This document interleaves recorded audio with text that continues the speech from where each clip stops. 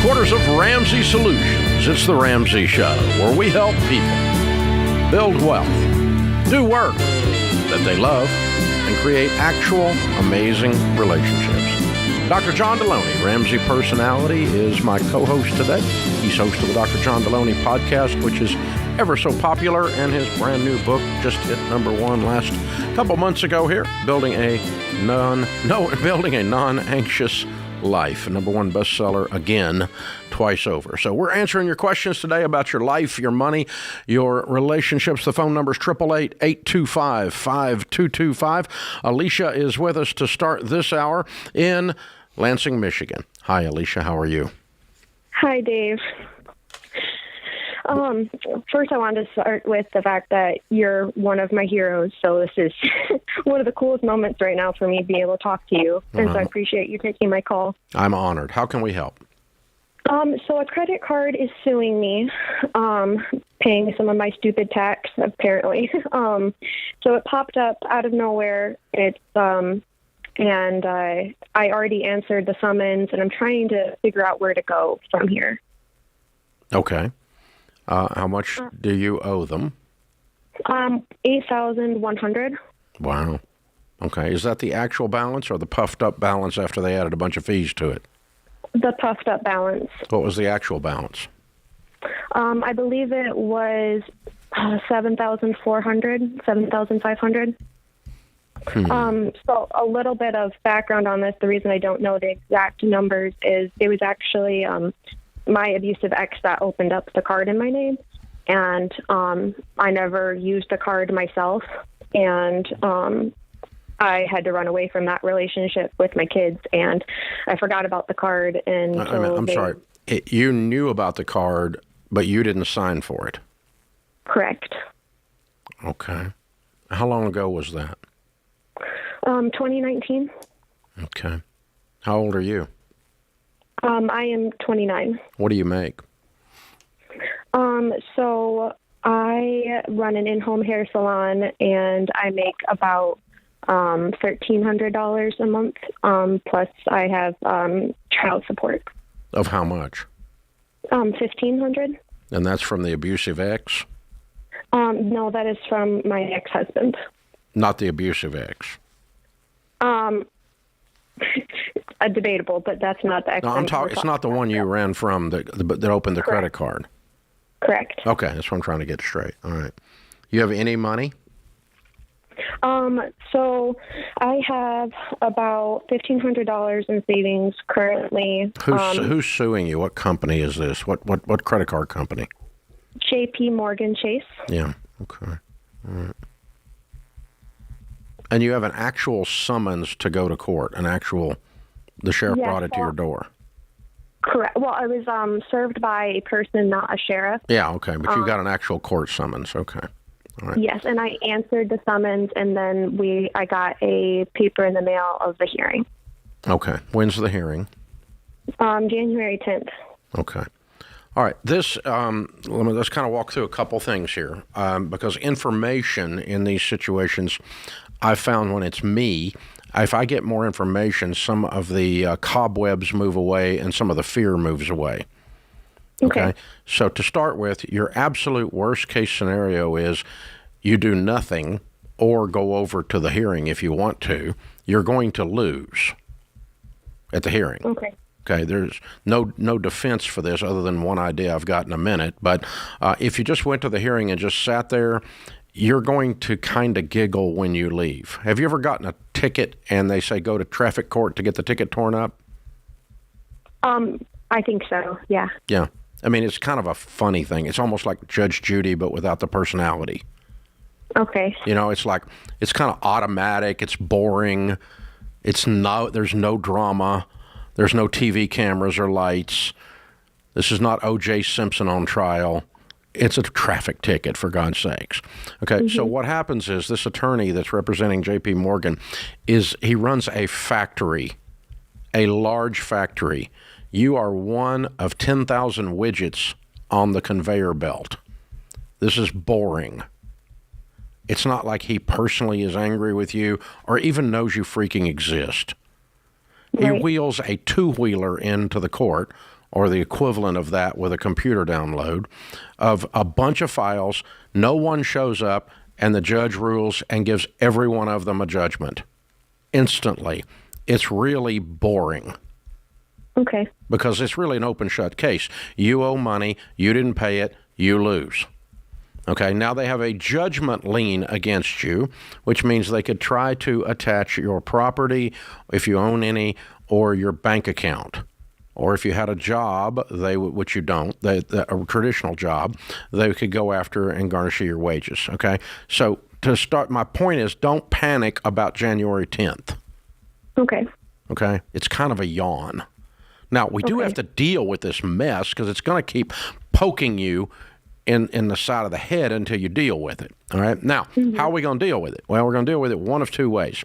One is, I don't know if it'll work because you've waited around too long to deal with it, but basically you are the victim of identity theft.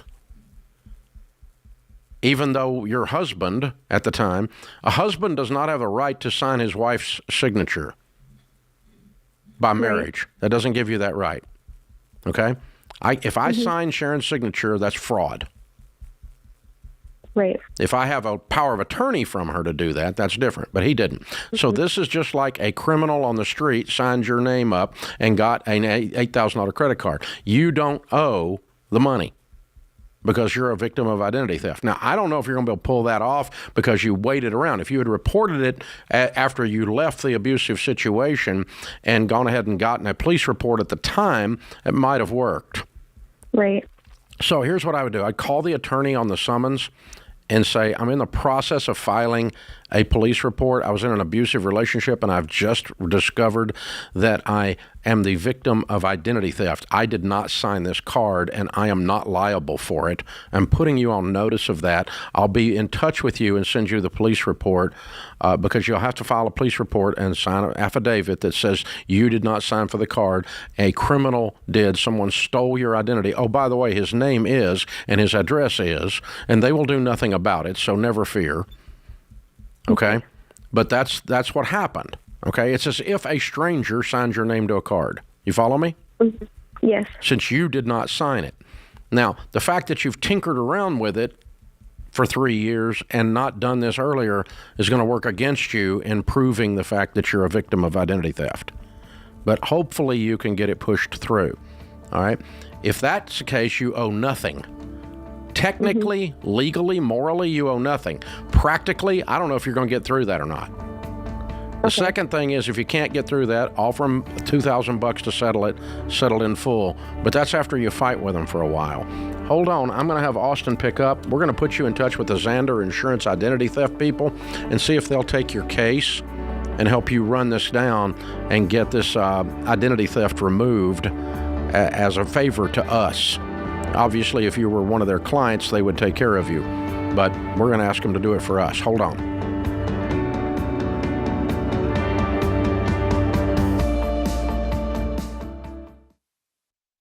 Well, you've all played the telephone game. The first person whispers a message to the second person, who whispers it to the third, and so on around the table until the original message has completely changed.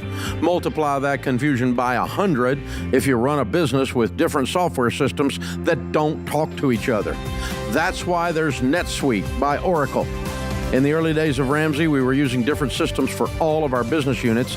We needed one single source for accurate data. NetSuite was the software we used to optimize and take us to the next level.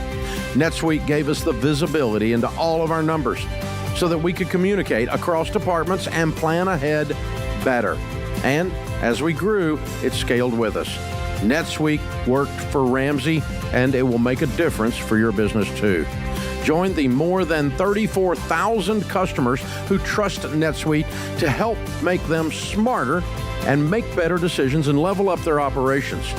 To learn more, get a free product tour at netsuite.com/Ramsey. That's netsuite.com/Ramsey.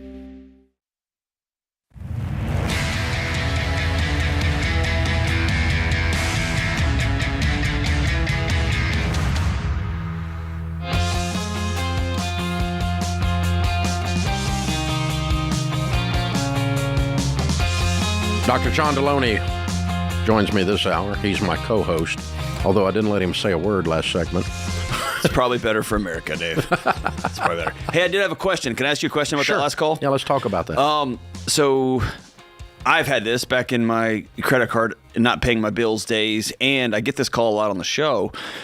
Walk somebody through the difference between the letter you get when the credit card company sends you a letter. It looks like it's from a law office and says you're being sued versus actually being sued. One of those feels like a scam, like a strong arm technique. The other is an actual legal proceeding. Yeah, and even the actual legal proceeding, as I walk through, is pretty much like traffic It's court. a traffic ticket, It's a bit of a joke. So it's not like Matlock or Perry Mason is going to be down there and there's going to be some intimidating person on the stand and there's going to be a secret witness. None of that happens, okay? It's I was going to say, I did go to rural Tennessee to take care of a traffic ticket, and it was pretty exciting. Was it? It was pretty exciting. That's a little different because that judge is a little bored and It was exciting. He saw a guy roll up with a PhD or two. No, and, I sat back in the back, and I learned a lot about the community where I got the ticket. Okay, more than you wanted to. It was very different than I Whose understood cousin was dating whose cousin? It was okay. it was incredible. Incredible. Oh, it's fun. So the collections industry functions on one thing. The only effective tool they have is fear. Their job is to activate fear. And anything they can do in the whole process to activate fear, it is the best chance they have of getting the bill paid. Okay. It's not loving kindness. It's not working through the logic of your budget. It's not hearing the story about your mom who has cancer. They don't care. It's all about fear. And so cutting you off in mid-sentence. One company even uses people from a different region to call. For instance, they might have Northerners with a New York accent call Southerners because it's abrasive to a Southerner, or vice versa because it's abrasive. And so they'll do anything they can. They'll pull up a zip code on it and, pull a different person in. They even give them names. I had one calling me. Her name was Mrs. Baskerville, as in the hounds of. Another one called me. Her name was Mrs. Savage.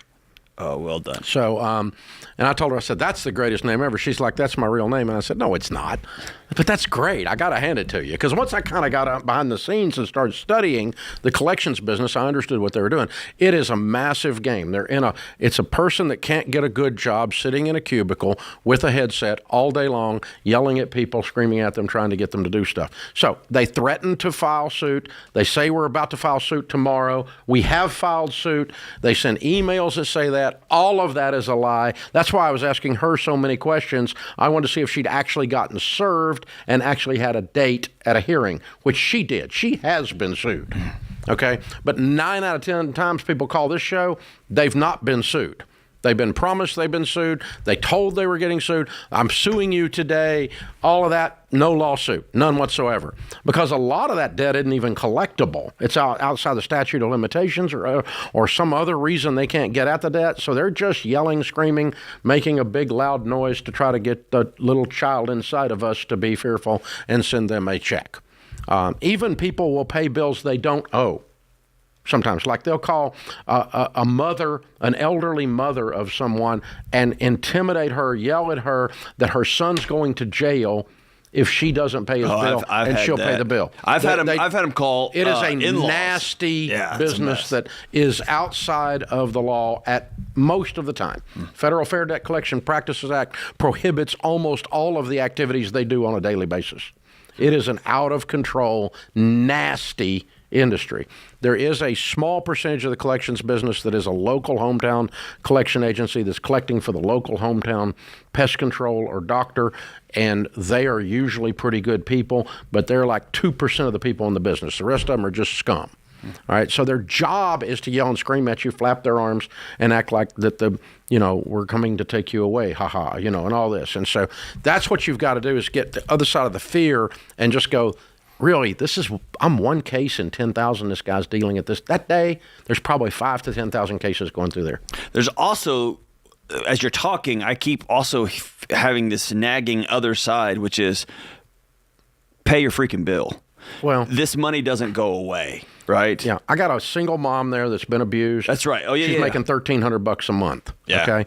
So yeah, if she told me she had $8,000 in the bank, I would have Pay your bill. jumped on. Or her. in her situation, she didn't even owe it because it was identity theft. and that's scary. And I know there's a whole other But piece here's to the that. thing. Here's the problem with her situation, and it comes up too. It goes under that same heading though. Is folks, when you have something like that in the closet, 100% of the time, it's going to come out of the closet and visit you at the exact wrong moment. Right. 5 years from now, 2 years from now, just after you got married to that sweet little thing and you're getting ready to buy a house, oh crap. Back when I was in college drunk all the time, I never dealt with this car wreck, and I still owe $1,400 to freaking State Farm, and they finally find me now that I'm acting like a legitimate citizen. 100% of the time, you don't deal with this crap. It has a high rate of resurrection. It will come back to life in the zombie form and at the worst possible time, and it's harder to deal with then. So when you have a problem, deal with it right then. Right. Because it's a lot harder for her to clear this up 4 years later. Right. If she dealt with it after she moves out from abusive criminal theft, identity theft boy, if she'd have turned him in instantly, filed a police report then, and been very proactive, but that's hard to do for someone it's super that's hard. been in an abusive situation. I get that, yeah. She's not feeling really confident and cocky, right? She's not Or got still a lot scared. of swagger. All right that's then. real. All that's but real, yeah. Still, if you can find any kind of something down inside of you to bust into it and deal with it at the moment, right then. But when you wait 2 years, it's hard for the judge to look at you and have sympathy. Or when you wait 3 years. Here's the hard truth. You will have the conversation about, hey, he stole my card. You can do it now. Or you can have it later. Or you can do it 4 years from now and then not be believed. Or you can pay a bill you don't owe. Right. Because right, you're still right. living. You're going to have because the you're still conversation. sitting in fear. Absolutely. You're still sitting in brokenness from that abuse. Right. And so our job is to give you courage due to knowledge and due to inspiration to go ahead and deal with everything now. And we're only telling you, if you're finding yourself, if you've exited an abusive relationship, if you're over your head and you just haven't been able to pay, we're telling you this because we love you. It's gonna come. Even if you have to find a buddy that will sit with you and make that call with you or will help you, do whatever you got to do because you're gonna have those hard conversations. The earlier you have them, the better runway you have to deal with it. Yeah, it is so much easier to clean up before it grows. Right. But it gets tentacles. It grows all inside the closet. And you have to put yourself in the eye that in the seat of that judge. How many people of those 10,000 people say, that wasn't me? 9,999 of them, right? And I got to tell you, her going and filing a police report on an ex-boyfriend or ex-husband that was abusive, that's an act of courage on her part. That is, because she's poking the beehive. That is super, super scary. Yeah. So she's either going to do that or she's going to pay the bill. You can pay $8,000. Yeah. And does that suck all the way around? Absolutely. Everything there sucks. It does. The whole thing does. Yeah. So, but the deal is, don't let these people intimidate you. They're an idiot in a cubicle 500 miles away that couldn't get a good job. Okay? Cleaning septic tanks is much more honorable. At least you're doing humanity some good. Hey, those guys that clean my septic tank and are you amazing. don't have to lie to do your job. Okay? And so don't let these people set the tone. You set the tone. Just laugh about it and go, oh, you're cute. You're just so cute. And listen, if you don't calm down a little bit, I'm going to just let you talk to Mr. Dial Tone. You're going to hear a little click, and this whole thing's going to go away. Little click. You ready? Little click. Here we go. Okay. And I just started messing with them, man. I reached the point that I'd studied them so much that it was like a fun game. It's like the guy calls up to sell you the Andy Andrews did this the other day. A guy called him up to sell him one of the auto, what do you call the extended warranties on a car he didn't own, right? And he acted like he was 85 years old. Yeah, I got me one. I don't even have that car, but you sound like a nice young man. Could I sign up for this anyway? He messes with him. He just had a good time. It's a great YouTube video. You ought to pull it up. But yeah, you got to do it. You got to have a way of looking at it that's where they don't own you emotionally. It's your only shot at getting your arms around this and winning. And that's what we're here to do, is to help you do that, not to not pay your bill. The idea is if you owe the bill, we're going to help you pay it too. But we also don't want them to be in control of your life. Hey, folks, you know that sinking feeling when you make an offer on a house you love and then you hear there's another offer? You need the Churchill Mortgage Home Buyer Edge. Super fast pre-approval and a secured interest rate. Plus a $5,000 seller guarantee gives your offer the best chance of being accepted. The Home Buyer Edge from Churchill gives you an advantage over those other guys. Go to churchillmortgage.com today to learn more.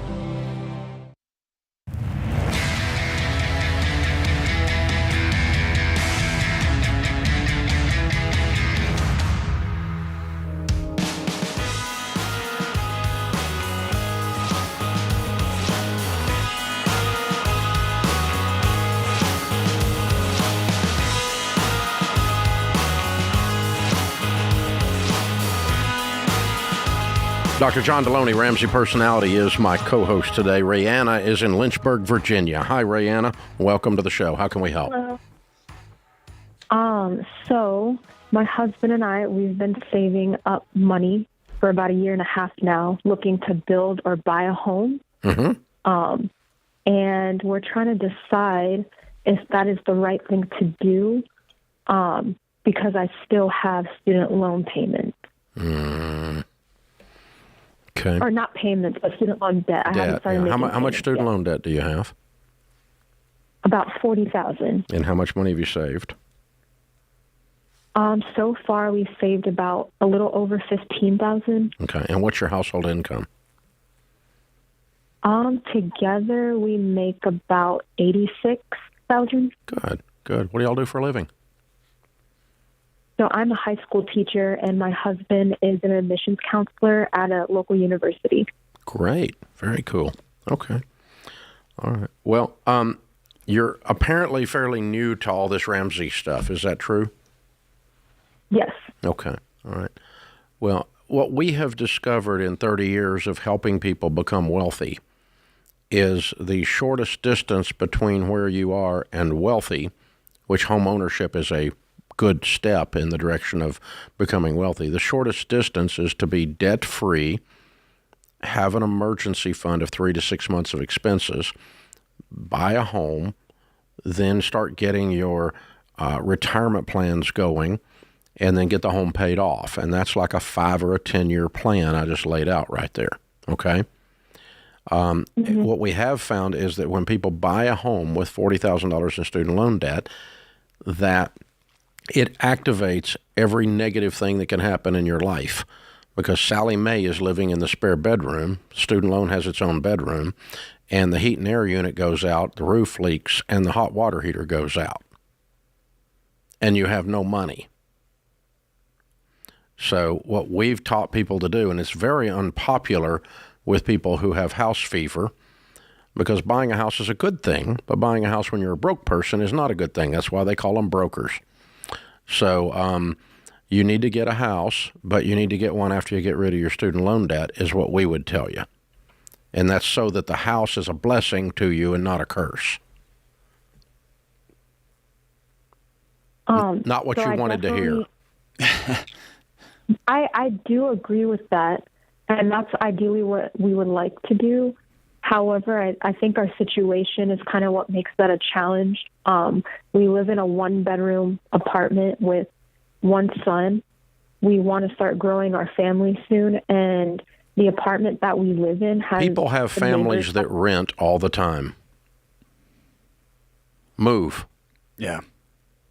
Hey, Rayanna, I did what you're talking about. My wife was a teacher, and she had about $20,000 in student loan debt. And lucky for her, she was married to an associate dean of students at a local university who had about $88,000 worth of student loan debt. So combined, we had 6 figures. And I had to have a house because we were having a new baby. And I went stone mad because the math never worked. And we ended up selling our house, and I moved into a residence hall with a 2-year-old and a wife. To get out of debt. To get out of debt. And so I with all of my heart, please rent. Please don't add this additional strain to a young family trying to start new careers, especially as one as chaotic as the world your husband's in. College admissions right now, my gosh. Start tutoring. Start doing side work and rent as cheap as you can and get the $40,000 paid off in 1 year. Live on beans and rice and beans. Don't eat out. Don't go on vacation. Get the stinking student loan debt out of your life. And then save up and go buy you a house. I want you to get a house, but I don't want you to be cursed by the ownership of this house because you justified it in the name of a baby. Don't do that. If you don't want to live in a 1-bedroom, fine. Go rent a 2-bedroom. Whoop-de-doop-de. Lots of people do that. I want to say it as directly as possible. The math doesn't care what you want. And we're in a 1-bedroom apartment with a toddler. I can't imagine how scary that is. But, dude, we want to start growing our family. Well, you can't afford it yet. Or you can't afford a house. You're going to have to start renting. You have to make some hard choices. Pay that debt off, man. Yeah. Just because I want a bigger house for my family doesn't mean math takes a break. Right. Jen is in Des Moines, Iowa. Hi, Jen. Welcome to the Ramsey Show. Hi. Hey, what's up? All right. So I've got a question for you. My husband works in the tech field currently, and we have about $80,000 in stocks that are vested. And I was wondering if it would be a good idea to pull those out and to put that amount onto our mortgage to pay it off faster. Yes. Today. That was easy. Hooray. Well, that was easy. You want to know how I did that so fast? Is I just reverse engineer everything. They call it a sunk cost analysis. I say what do you owe on your home today? We owe $184,000. Okay, if you owed $100,000 on your home today and didn't own stock, would you go refinance your home and borrow an extra $80,000 to buy stock? No. No. Well, it's the same thing. No. We're just doing it backward. Okay. Yeah, that's incredibly easier than I thought it was going to Ta-da! Yeah, that's how I did that so quickly. That's why I wanted to teach it to you too. So you can do that with anything. If you have a boat in the driveway that's worth $8,000, you say, if I had $8,000 in the kitchen table and I didn't have that boat, would I go buy it? No. Well, then sell the boat. Okay. Or yes, I love the boat. Then keep the boat. That's okay. But that you just do a reverse analysis of where you are today and pretend there's that many Benjamins sitting in the middle of your kitchen table and go, would I buy stock or would I pay off I'd pay down the mortgage. Where that gets dicey is when my wife looks at me sitting at the kitchen table and she says, would I do that again? No! And then I'm kind of stuck, man. Hey, I will say this. When you start cashing out stock at your company, his coworkers will look at him weird. Or the people ask him hard questions. They just don't get a vote. I'm not even telling. It's none of their business. It falls under the nunya. Yeah, but it's a nunya. You know. I don't have to talk about it. It's just like, in the old days, people didn't talk about their money. Yeah, they do now. I know. They talk about everything now. Yeah, I know. I mean, a certain generation grew up, they didn't think their parents had sex or money. Turns out they had both. They had both. Because they never talked about it, right? Just little bits of each, Dave. Just little bits, the bare minimum. The bare minimum. Yeah. Steven's in Dallas, Texas. Hey, Steven, how are you? Hi, I'm doing really good. Thank you. Good. How can we help? So I'm just trying to perplex on how I'm going to pay for a doctorate loan. My girlfriend, who I'm engaging in the next month, is going through doctorate of chiropractic school here in August. And I just need to know the best way to kind of save up / how should I... How much debt is she going into to be a chiropractor? About $200,000. Holy Jesus! Just don't. She's already done it? No, she leaves for school in August. As a guy who worked in higher education for 20 years, please don't do that. And I know you don't. We're not going to talk you out of this. Yeah, but dude, the ROI on this, the average chiropractor makes $60,000. Okay. I mean, it doesn't make any what sense. What we do in that sense? It's not worth. It's not worth $200,000. Here's the other thing. Y'all need to do some research into chiropractic and actually understand what's going on out there. I've worked with broke chiropractors for years.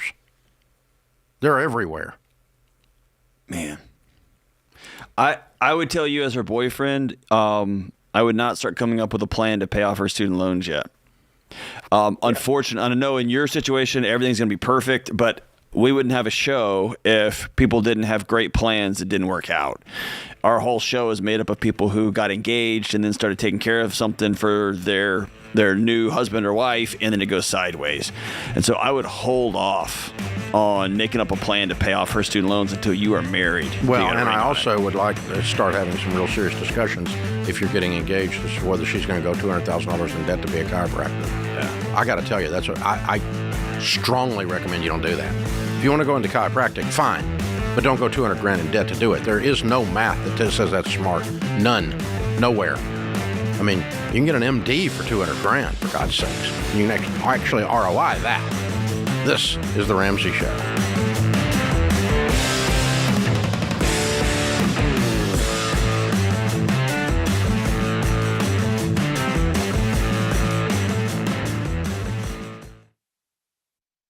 If you're like most people, your home is your most valuable asset. And when you want to make improvements, it can feel like everything costs too much or takes too long. But something as simple as custom window coverings from Blinds.com can completely change your space and add value to your home. We've recommended Blinds.com for over a decade, so you know you can trust them. From blinds, drapes, and shutters to motorized shades, they make it easy and affordable to upgrade your entire home, and their team is ready to help with everything from design consultation to measuring and installation. Plus, there are never any misleading quotes or hidden fees. Everything's backed by their 100% satisfaction guarantee, and shipping is always free. See why Blinds.com is the #1 online retailer of custom window coverings. Visit Blinds.com to get up to 45% off. That's Blinds.com. Rules and restrictions may apply.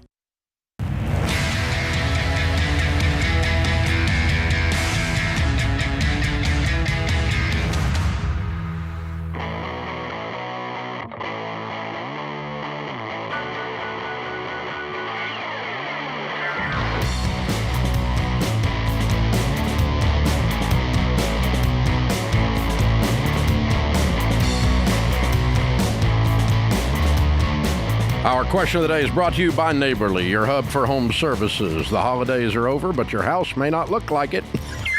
How'd you know? So, you need Junk King for that dying tree, toys that have broken already, and the boxes they came in. Go to neighborly.com/Ramsey and contact a Junk King near you to get that post-holiday stuff. I am calling Ramsey right now because my wife's birthday is coming up. And I said, what do you want? She said, I want one of those bins to show up in the back of our house to get rid of this old crummy boat you bought off Craigslist. Ooh. And so I'm calling them today. Today's question comes from Taylor in Indiana. Taylor writes, this is a question for Dave and Delody. I recently paid off $100,000 in student loans during the last 3 years. Way to go.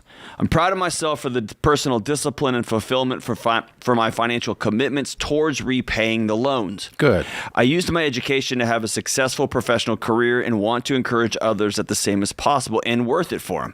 I feel a great sense of relief, but I'm afraid to tell my family. My mother feels entitled to be, quote unquote, paid back for being a parent and has actually stolen thousands of dollars from me in the past. I genuinely feel sad that I'll never hear that she's proud of me and wishes the best for my future without her hand out expectantly. Is it wrong for me to lie about my accomplishments and pretend to be broke in order to financially and emotionally protect myself? Also, would you mind sharing what you might say as a parent since I'll never hear it from my own? Wow. I'm going to answer this in a couple different ways, Dave. Hop in. I don't think lying's ever a good idea. I also think there's a middle ground between entering into conversations, parading around. Here's the deal. I don't want you to bring down your sense of dignity and your sense of character and your sense of respectability by choosing to lie. Take the low road. At the same time, no. This mother who's stolen from you, who is actively looking to steal from you again, who expects to be refunded for her parenting, she has no claim on your life, right? None. And so I don't think you talk about it. How's work? Work's good. Why are you driving that car? Well, that's because I wanted to. That's the car I was able to buy. Well, where's my car? Well, I paid for that one in cash. So that was my car budget. And Where's my car? I don't know. When you go get one? Yeah, when you get one. When you start developing boundaries, what you're going to find is it's like a muscle, and you get real strong real fast. Exactly. And when you tell somebody no, and they start to hemming and hawing and jawing, and you get rid of, you stand tall through that first initial wave, that assault that comes up against your gates, then you realize, oh, I stood. And it's just going to be that way. So here's the deal. As long as you have to hide from her, she still has power over you. It's not, she no longer should have power over you. Yeah. And so it's just, because all you have to do is just say no. Just, Mom, I love you. I'm not going to do that. If you're going to keep talking like that, we're going to opt out of this conversation and I'm going to have to walk away. I'm walking away now. That's all you can do.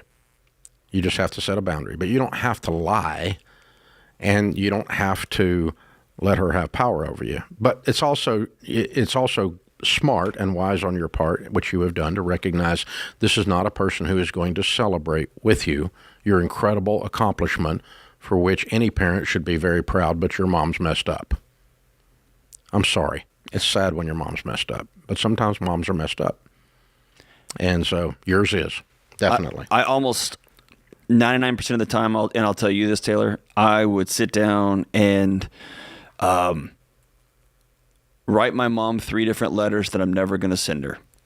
I'd write her a letter, and this one's going to be hard, to tell her how grateful you are for what she gave you. And she may have given you some really thick skin. She may have given you a bunch of hurdles that you had to figure out a way over. But there is some good that is in your life because of this interaction, this relationship. I want you to write a second letter that starts with, Dear Mom, you should have done a better job. You should have loved me. And I want you to mine your soul for that stuff. It's heavy and it's hard. The third letter should be one of freedom and relief and a little bit of grief. Here's who you're going to miss. Here's what you're going to miss. And you begin to teach your body that it wasn't okay, that, like Dave just said, she had power over me, and I'm letting that power go. Here's what you're going to miss. And I'm not going to diminish myself, and I'm not going to be a person of lesser character to try to avoid you anymore. As Dave said, you don't get a vote anymore. Yeah. You opted out. And so I just really, the point is I wouldn't lie, but I wouldn't expect a celebration. Nope. I just wouldn't bring it up. It's just something you get to do for yourself. And, one of the things I did, Taylor, also is years ago, gosh, it's 20 plus years ago now, and I attribute it as one of about 5 things that caused this organization to be inordinately successful, was I got the first group, I called them a group of eagles, because eagles don't flock. You have to pull them together.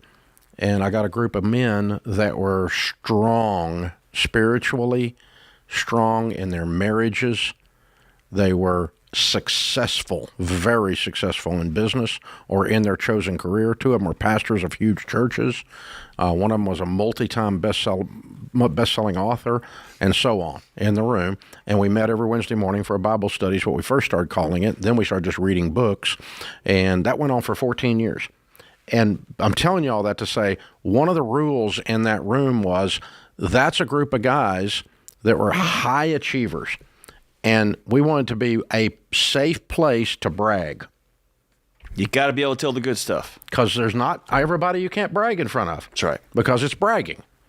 But you need to be able to come in and go, just freaking won the Super Bowl, by God. Yes. And you got to have somebody that loves you enough in the room that's going to own that with you, that you respect their opinion, that you can share that with, especially since your mom's not one of them. Or they don't feel threatened by it. Yeah, they're not threatened. They're there to celebrate with you. And that's one of our rules. And we want you to come in here and brag when something really good is going on. Or when you do something really good for your spouse. I want you to come here and brag about it. And that really lasted. And I've got another group of guys I run with today, and that's one of the rules in that group, too. And so when something good happens or something super bad happens, you can bring it in, too. But, yeah, Taylor, you need to have some guys around that can celebrate with you, because your mom's not ever going to be able to do that. She doesn't have the capacity. She's too broken. And she should have, but she doesn't. Should. You should have a mom that celebrates you, and you don't. Everybody should. And by the way, our lady, I don't know what kind of Taylor it is, man, woman, it could be either one. Taylor. You paid off $100,000. You have a successful professional career. We're proud of you. We think you're amazing. Big time. Way to go. Big time. Way to go. Do the Snoopy dance, man. Nose up, ears out, dance. Here we go. Have it, baby. Enjoy the ride. Do it. And don't let her steal that. And you don't have to go into someone's presence and cow, meaning they have power over you, and you have to bow down by lying or by enabling or participating in their dysfunction. You just have to smile and kind of shake your head and go, gosh, that's awful sad. It's awful sad. That's just really sad. Mama can't do that. That's sad. No, not doing that. Sorry. Sad. David, took me a long time. This is the reason we're going on with this is because it's almost everybody out there. Everybody I know. We have a generation. I heard this recently, Dave. Someone saying, I'm talking about kids, and it was really a brilliant response. It was an older psychologist who was pretty frustrated. He said, I don't want to hear it again that the kids of this generation have changed. Kids are kids. It's the parents of these kids that have changed. You know, I was at a FCA banquet with Bobby Bowden one time years ago, and I asked him, I said, so how much have the kids changed since you've been coaching, 500 years, since the 1960s? He said the kids hadn't changed. The parents are It's their crazier mom than and they were. dads. That's right. So the kids are still doing the same exact stupid stuff the kids have always done.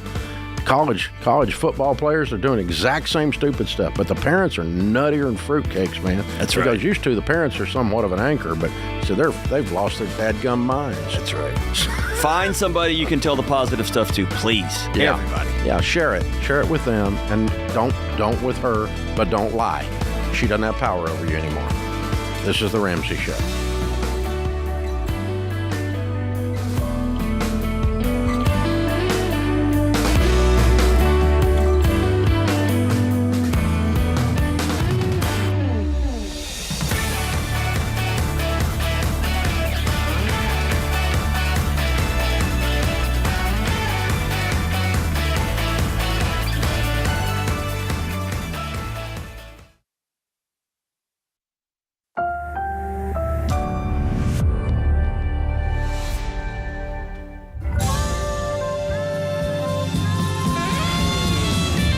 Live from the headquarters of Ramsey Solutions, it's the Ramsey Show, where we help people build wealth, do work that they love, and create actual amazing relationships. Dr. John Deloney, Ramsey Personality, is my co-host today. He's the host of the Dr. John Deloney Show podcast. You ought to check it out. It's unbelievably popular. Talks about mental health issues and relationship issues there, and all kinds of other fun things. It's very entertaining. You ought to be sure you're there. He's here to help you today, and so am I. The phone number is 888-825-5225. Jordan is with us in Springfield, Illinois. Hi, Jordan. How are you? Good. How are you, Dave? Better than I deserve. What's up? Hey, so I've got a quick question for you. My wife and I, we're 28. I'm an Illinois State Trooper. She's a nurse. We bring home around $8,000 a month. I discovered you September last year. I sold my truck that was paid off for $32,000, paid off my student loans and our rings. So that leaves us with about $45,000 left in student loans and the $280,000 mortgage. Good for you. You're heading in the right way. Yeah, Good that's job. awesome, man. Welcome to the gang. Thank you. I'm excited to be in this journey, but I have a little bit of a problem. In October of last year, my parents announced they were getting a divorce, and my father told me I'm now responsible for the $60,000 Parent Plus loan. There have been maybe 2 payments on it in 6 years. I've tried to have conversations with him about it. It always gets real hostile.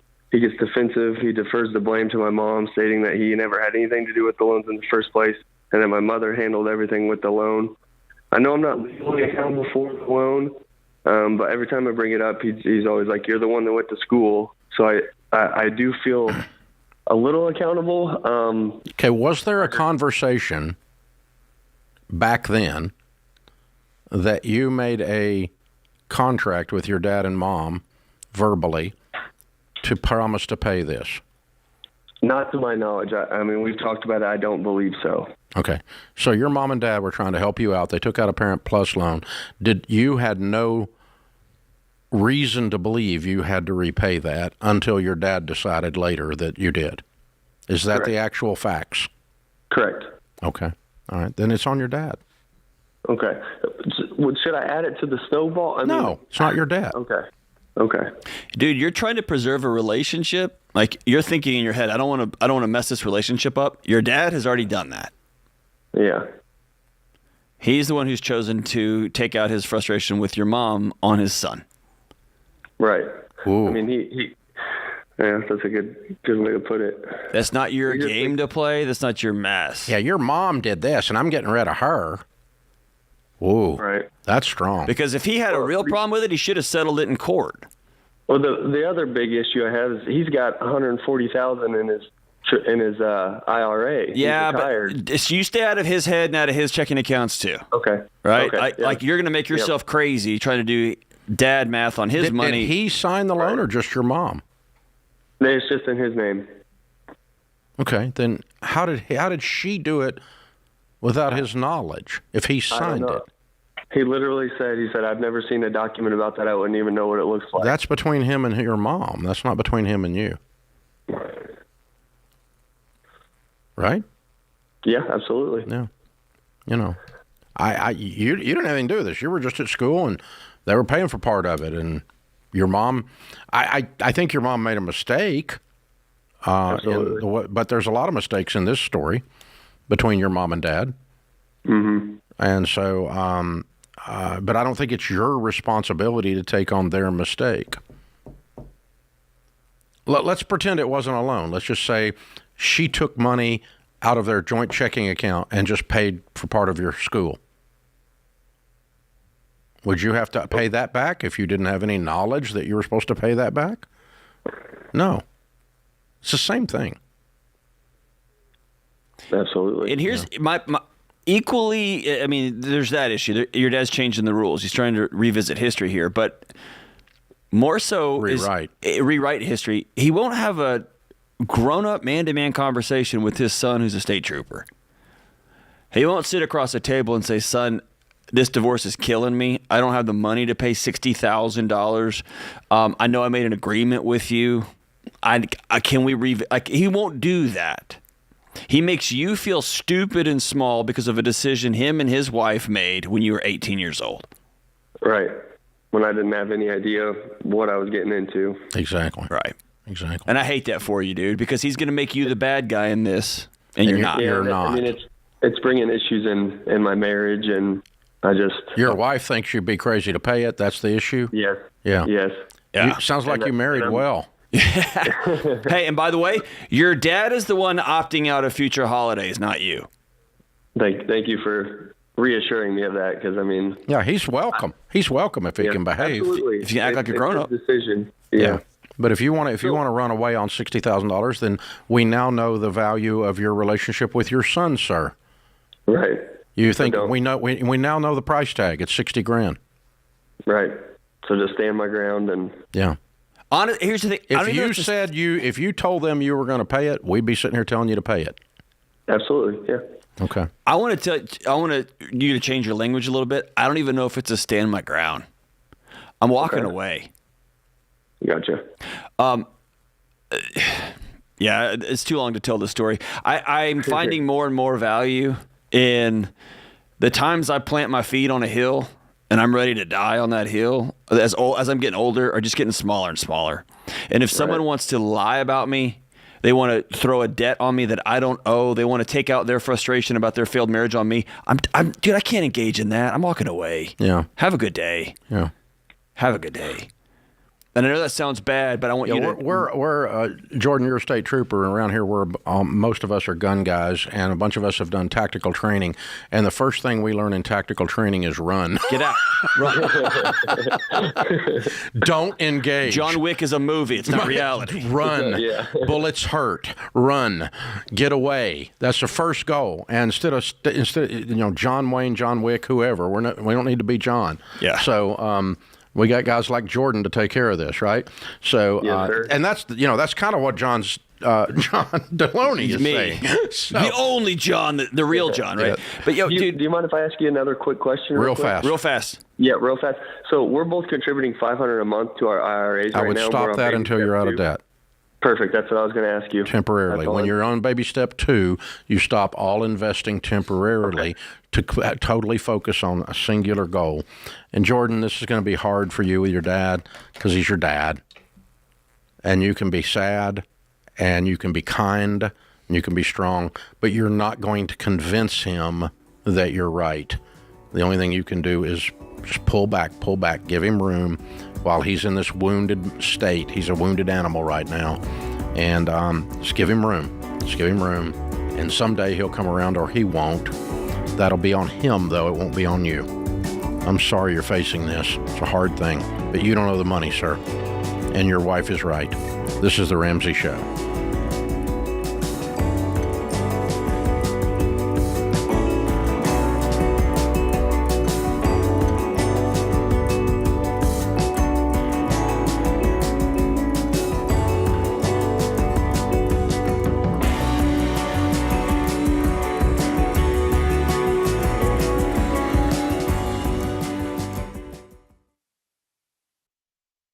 Hey, if you're in over your head with student loans and tired of getting calls from collection agencies, if private student loan debt is taking away your financial peace and you don't see any way out, you need Y Refi. They're not a debt settlement company, and they're not connected to a bank. Y Refi refinances defaulted private student loans that other places won't touch and gives you a custom loan built for you based on your ability to pay. So when you refinance your private student loan debt with Y Refi, you'll have a payment you can afford with a low fixed interest rate you couldn't get anywhere else to help you stick to your budget and work the debt snowball. And you can save thousands of dollars. To learn more about this custom refinancing option and a lump sum payoff option you could qualify for after 24 months, call 844-2-RAMSEY or go to yrefi.com/Ramsey.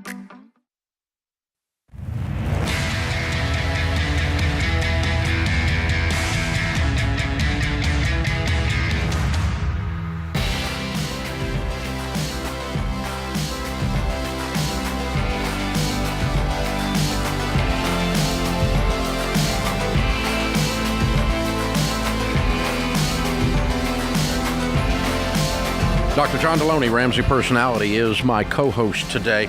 January the 11th, you and 200,000 of your closest friends can join us.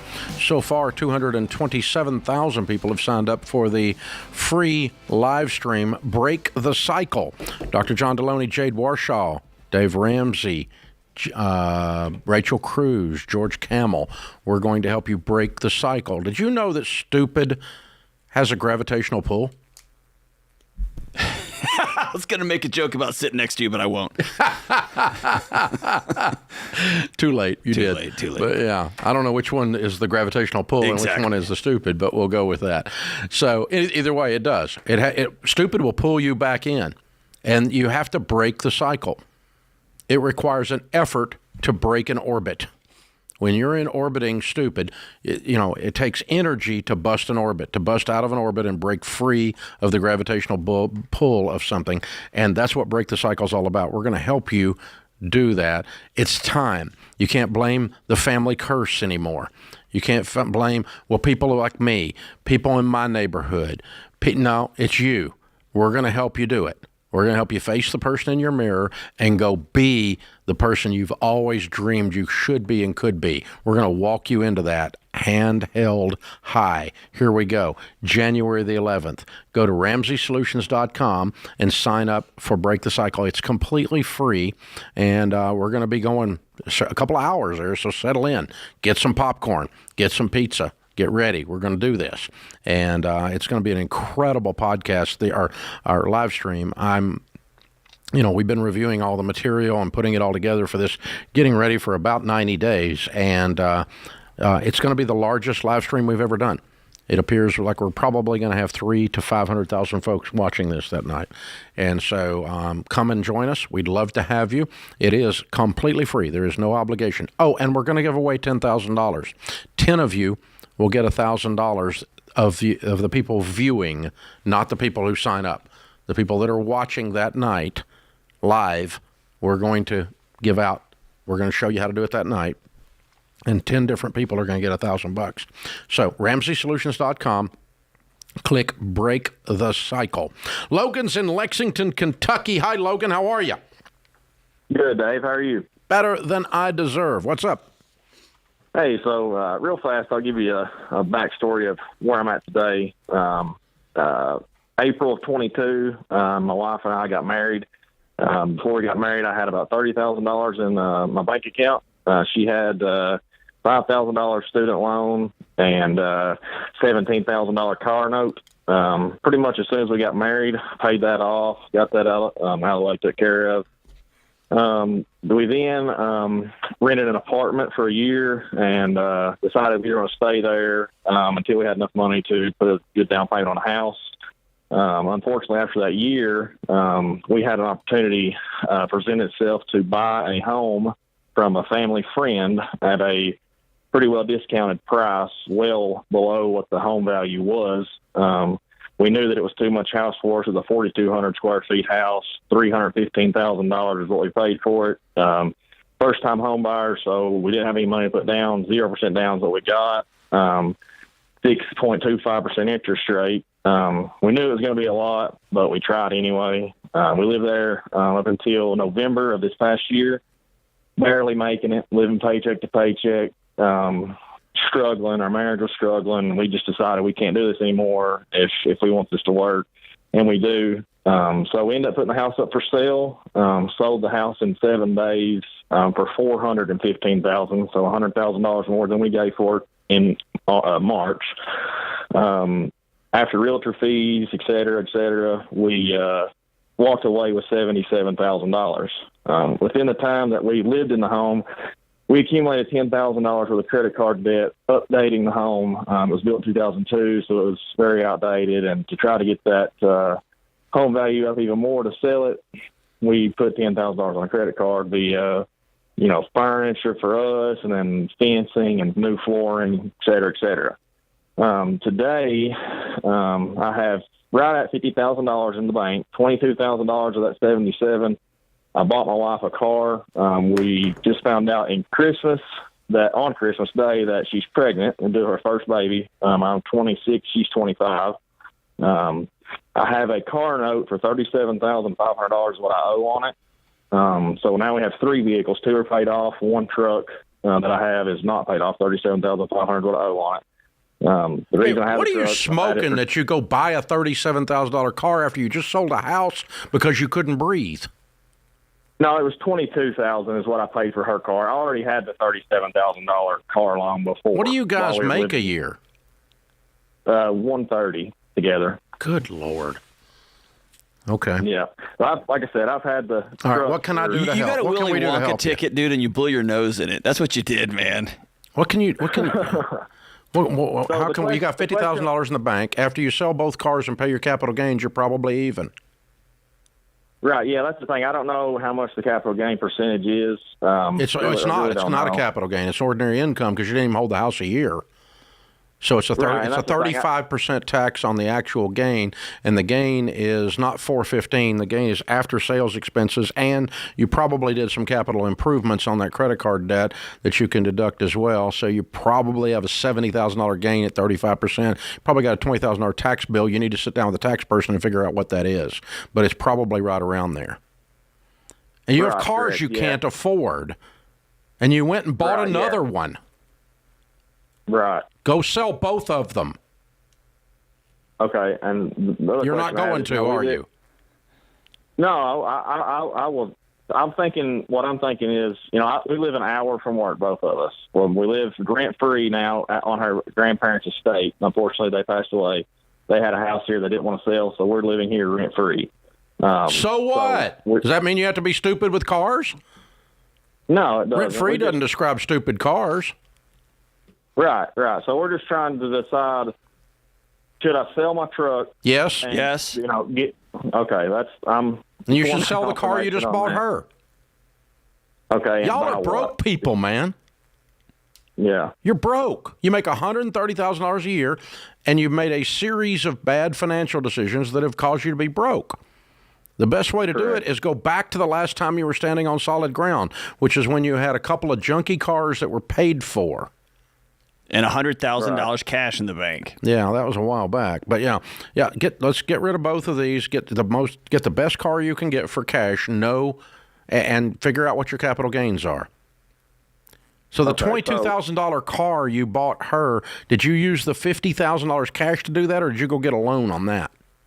No. We had $77,000 in the bank. Oh, so now you got $50 after buying that car. So that car is paid for.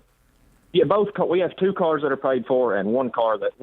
My truck is not. Okay. So both of our cars are paid for. Oh, good. Then just get rid of the truck. Get rid of the truck and pay the capital gains. Right. That was our main question. Yeah. Okay, I'm caught up with you now. Yeah. But, dude, you got to quit buying crap. You don't go buy a $22,000 car when you walk out of this disaster you just came from. It literally, it's the exact conversation you just had about breaking the cycle. We can't breathe. We got to sell this house. We sold the house. Hey, we got some money. Let's go buy a car. Let's buy a car. Let's get pregnant and then buy another car. And it's like, I can't breathe again. Well, what are we going to do now? We got to sell the car and do this and do this. Hey, we got some more money. Let's go get a... Yeah. It's like, thank God it's Friday, oh God it's Monday. Or we're in this rent-free house. Well, it's got to have new floors and a new roof and a new this. Let's put it on the credit card. We'll just pay it off later. We don't even have a house payment. I think you could be debt-free if you sell the truck and pay your capital gains and pay off the credit card and chop them up. And then you're going to have to make a decision to never do the stupid crap you've been doing for the past 3 years. You have to do... when I went broke, Logan, I was your age. And I had to sit down and do an autopsy, a CSI on Dave.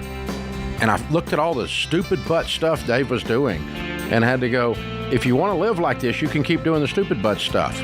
Or I can stop doing the stupid butt stuff and have a better life. And that's why I'm yelling at you, because I love you. I want you to win, dude. This is The Ramsey Show.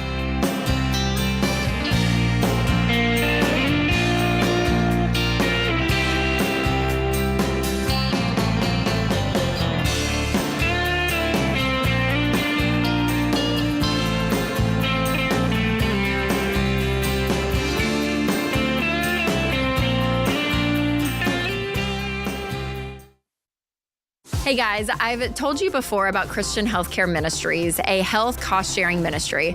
But listen to Jenna, a CHM member. She says, one of my biggest concerns about entrepreneurship and motherhood was figuring out how to take care of our health expenses. But we have found a solution that works for us in an incredible way. She loves that with CHM, she can help other families who need it and receive help back when her own family has an eligible medical event. CHM has been a godsend for Jenna. That's her CHM story, and it could be yours. Learn more and join at chministries.org/budget.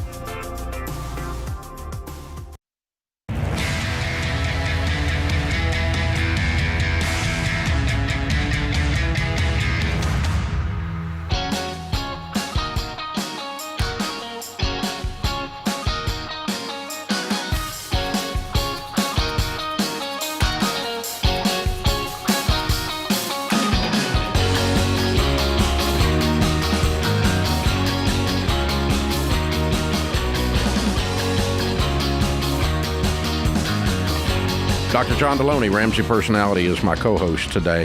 Hey, guys, just a couple of weeks ago, we hit #1 on Apple Podcast of all podcasts in the entire world. That's pretty cool.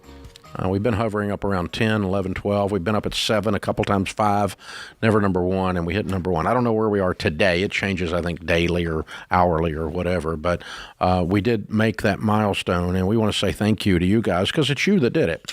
We appreciate you. And we'll ask you to continue doing what caused that. What caused that was more and more of you are sharing the show. You're taking a link to the show or clicking the share button. You're subscribing. You're following, whatever the format is, whether it's YouTube or local talk radio station. You're telling people about whatever it is. You're letting people know. You're leaving 5-star reviews. You're sharing. Thank you for doing that. And please keep doing it. It is the biggest thing you can do to say thank you to us and help us. If you like what you're hearing, share it. Tell somebody about it. If you like what you're hearing, leave a 5-star review. Thank you. If you don't, go somewhere else. It's okay. We understand. There's not everything. We're not for everybody, but we are for folks that want to change their lives, want to learn something, and that want some people to tell them the truth, that love them. And we're those people. We care about you. We want you to win, and that's cheesy, but it's also real. And thank you for hanging out with us. We appreciate the subscriptions. We appreciate the follows. We appreciate the nice reviews, and we appreciate the sharing. Nick is in Lima, Ohio. Hi, Nick. How are you? Hey, Dave and John. How are you guys doing? Better than we deserve. What's up, man? Yeah, so I was wondering if you guys could possibly give me some words of wisdom or thoughts on my wife returning to school. Okay. What's she going to study? So she is looking at studying dentistry. Ooh. Okay. So right now she is a dental hygienist, is making about $40,000 a year. Mm-hmm. I'm a CPA. I make about $75,000 a year. Mm-hmm. Right now we have $70,000 in student loan debt, mm-hmm. and that's on my degree. Mm-hmm. Well, she didn't aim small, did she? No. I mean, have you priced a dental degree? Yes. In Ohio, there are only 2 dental schools. In Ohio State, which is the cheaper of the 2, and I say cheaper in quotes, is going to cost right around $400,000. That's pretty typical. Yeah. Yep. So we're looking to cash flow this somehow. And pretty much the problem we're running into is, we're projecting it's probably going to take about 2 years probably to still pay off the rest of my debt, and then another half year to save up the fund, whatever, and then it's going to probably be probably about 2.5 years worth of savings projected cost of the dental school in order to actually cash flow the whole thing with just my salary. I'm confused how you're going to pay off $35,000 a year for 2 years, but in 2 more years you're going to have $400,000. No, we would cash flow out 2 of the dental school years, so we would save up $200. $200, yeah. And you're going to borrow the other $200. No. You're going to cash flow it as she goes? We're going to try and cash flow it as she goes. So pretty much we wouldn't start until we had the $200,000 saved up. So what's your question? So the question is would it be worth it to do it, even though she's going to be 30 years old when she starts, and we're looking at a 35-year-old graduating dental school? Why does that matter? My mom graduated with her PhD at 57 years old and was tenured by the time she was 63. You pay cash for it, she's going to be making dentist money, depending on what kind of dental practice she gets into.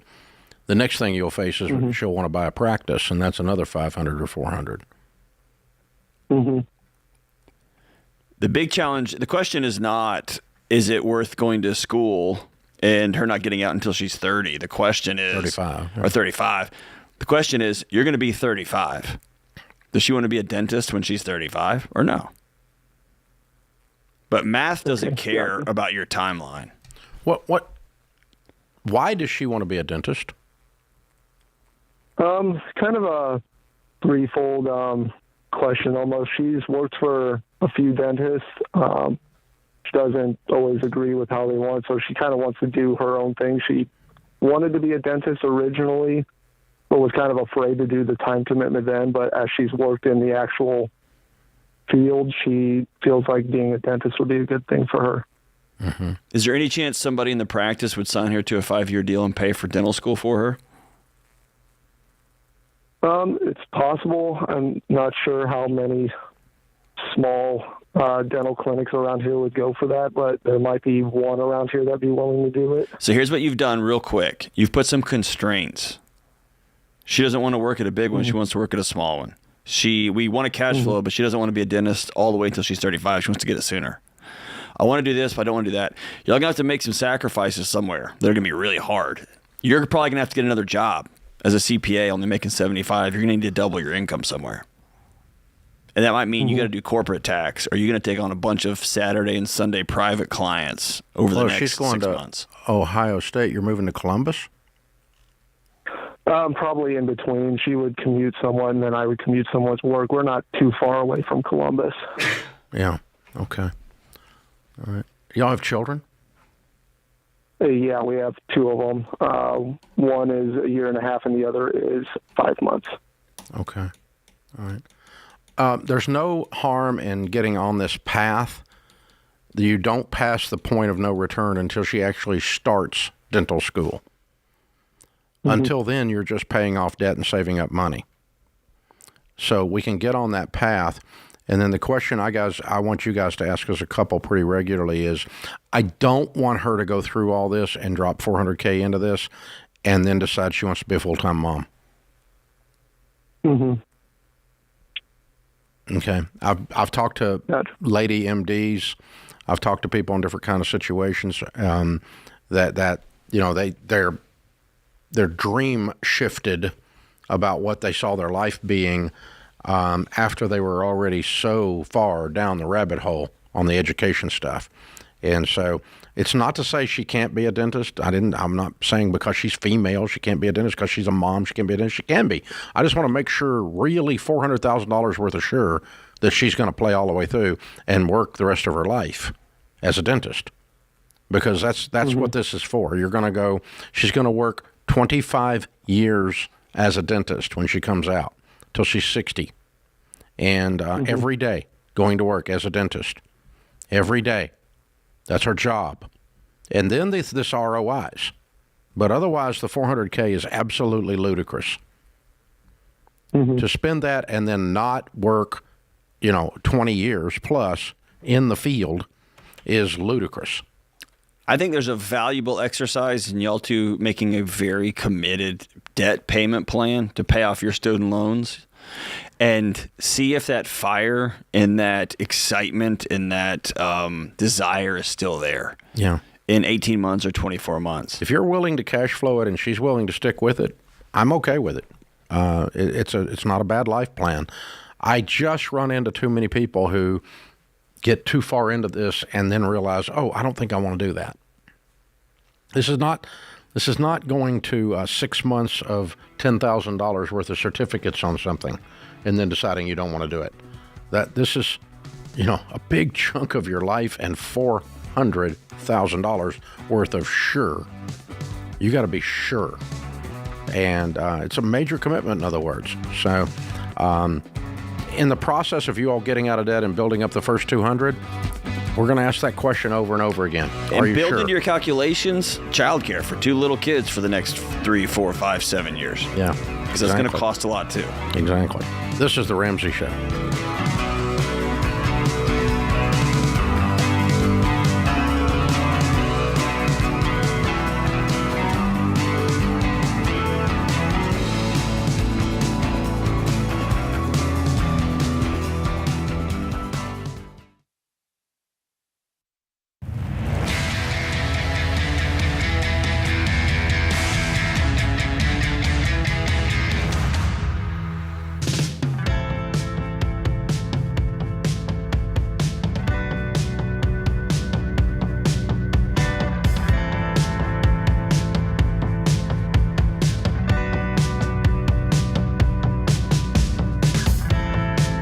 Dr. John Deloney, Ramsey Personality, is my co-host today. Spencer is in Eugene, Oregon.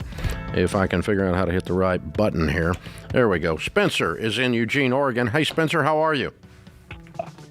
Dave and John, how are you guys? Better than we deserve, man. What's up? Perfect. Well, I wanted to run a question by you guys. So my wife and I have been married for about 11 years. Of those 11 years, I've been working as a firefighter paramedic for about 8 of them. My wife recently brought to my attention that she struggles with certain aspects of my career to the point where she has thought to ask me to change careers. She struggles with the thought of that because she knows how much I absolutely love my job, what I do, and where I work, as well as how well it pays for our large family.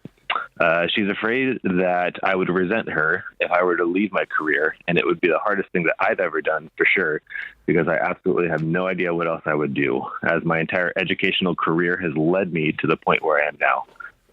She wants to explore options for counseling and possibly help her through what she's struggling with before we explore the option of a career change, but we don't know where to start. We don't know if we want marriage counseling or individual counseling, so we're just looking for some advice. Which part of your job does she not like, or what parts does she not like? So she has a really hard time being alone, especially at night, and kind of just being the primary provider on the days that I'm at work. Okay. We have 4 kids, and one of them has some health problems, and it's kind of overwhelming for her to be the lone provider while I'm gone. She also has a hard time just missing family activities and holidays every so often, as well as just all the baggage that comes with the types of calls that we run, like PTSD type stuff. Yeah.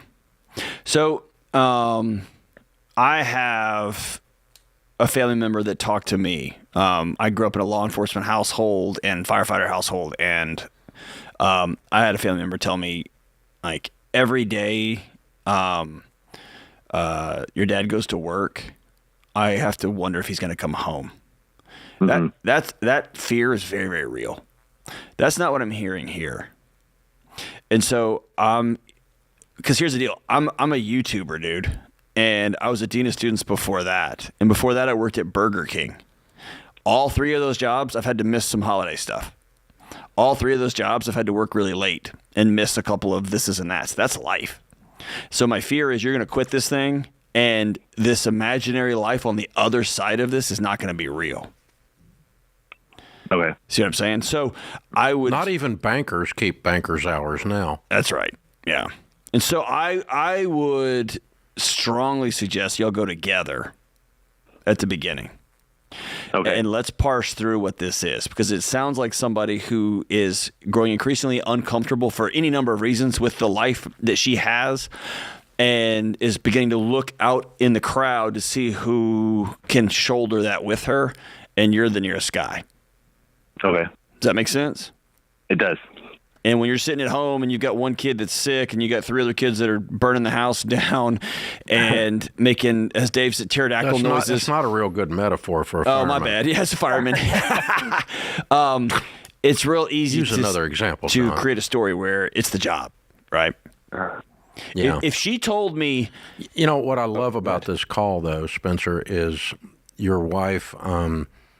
being so mature that she's A, recognizing that how much you love what you do, and B, saying, hey, before we make a big change, let's get some counsel. It might be me. And let's look at, I mean, gosh, that's so selfless and mature on her part. That's awesome. That gives me great hope that you guys can find some ground that maybe you can make a few minor adjustments here or there to meet some of those needs that she's got.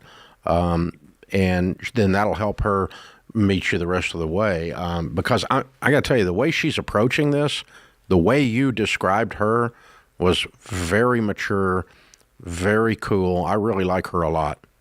No, me too. I definitely married up. She's a huge blessing in my life. But here's the deal. I've spent my life running around with you guys. And the fact that you immediately, when she talked to you, you went to the computer to see what other jobs were available. I know you did. And that makes you equally mature also. Yeah, you guys are willing to sacrifice for each other.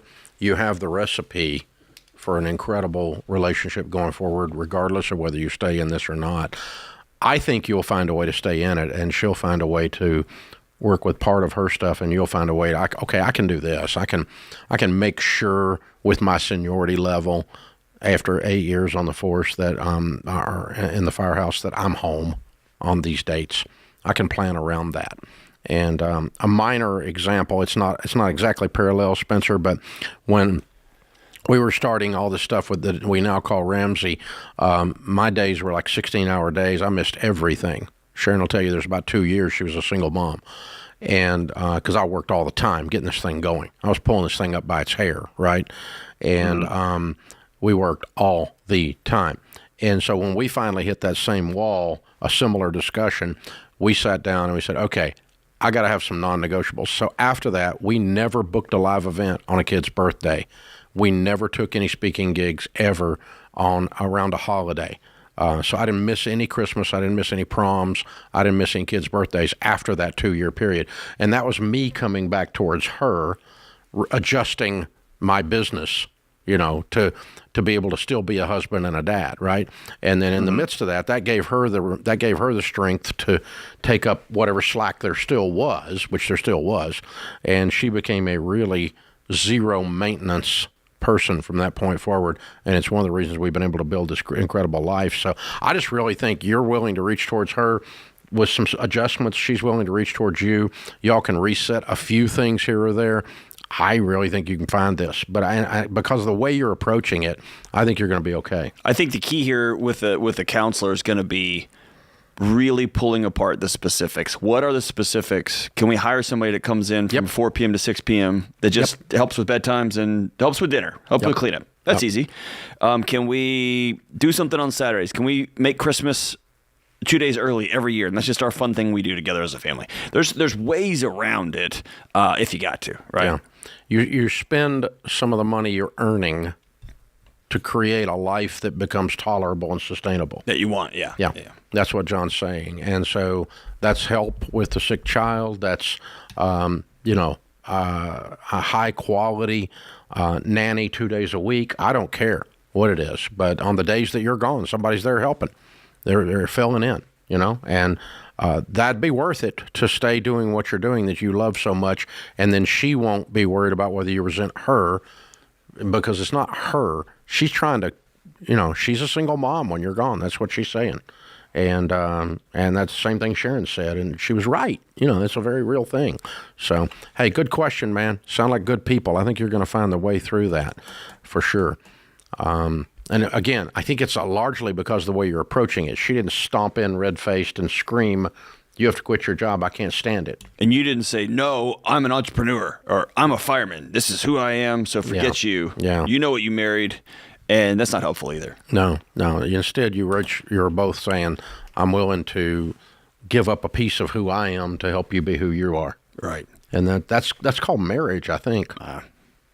Yeah. And this is one of those weird things when you see somebody, you talk to somebody like Spencer and his amazing wife, that it feels like the wheels are falling off. And those of us who have been through this and are on the other side of that go, "Oh no, your car's driving great, man." Like it's the terrain that's rough. It's not the car, right? And it feels like, "Oh, we're going to crash." You're not going to crash. Y'all are doing good. Y'all are going to figure out your way out through this. Yeah. It's very smart to do that, because the career, mental health, the money piece, the wealth building piece, they're all woven together in a way you cannot pull them apart. It's almost impossible to build wealth when you have a crummy marriage. It's almost impossible to have a great marriage when when you hate your job all the time.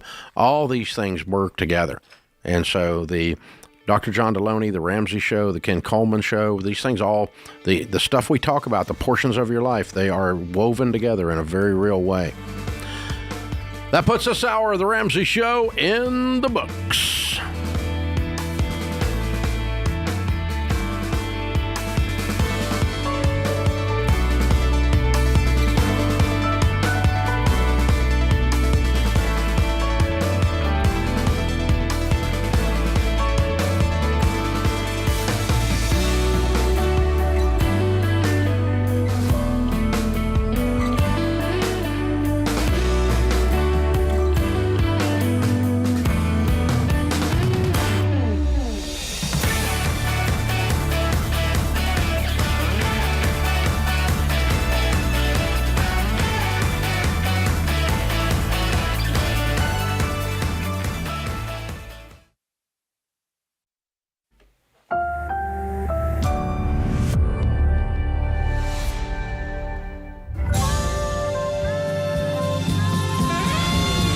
Live from the headquarters of Ramsey Solutions, it's the Ramsey Show, where we help people build wealth, do work that they love, and create actual amazing relationships. Thank you for joining us, America.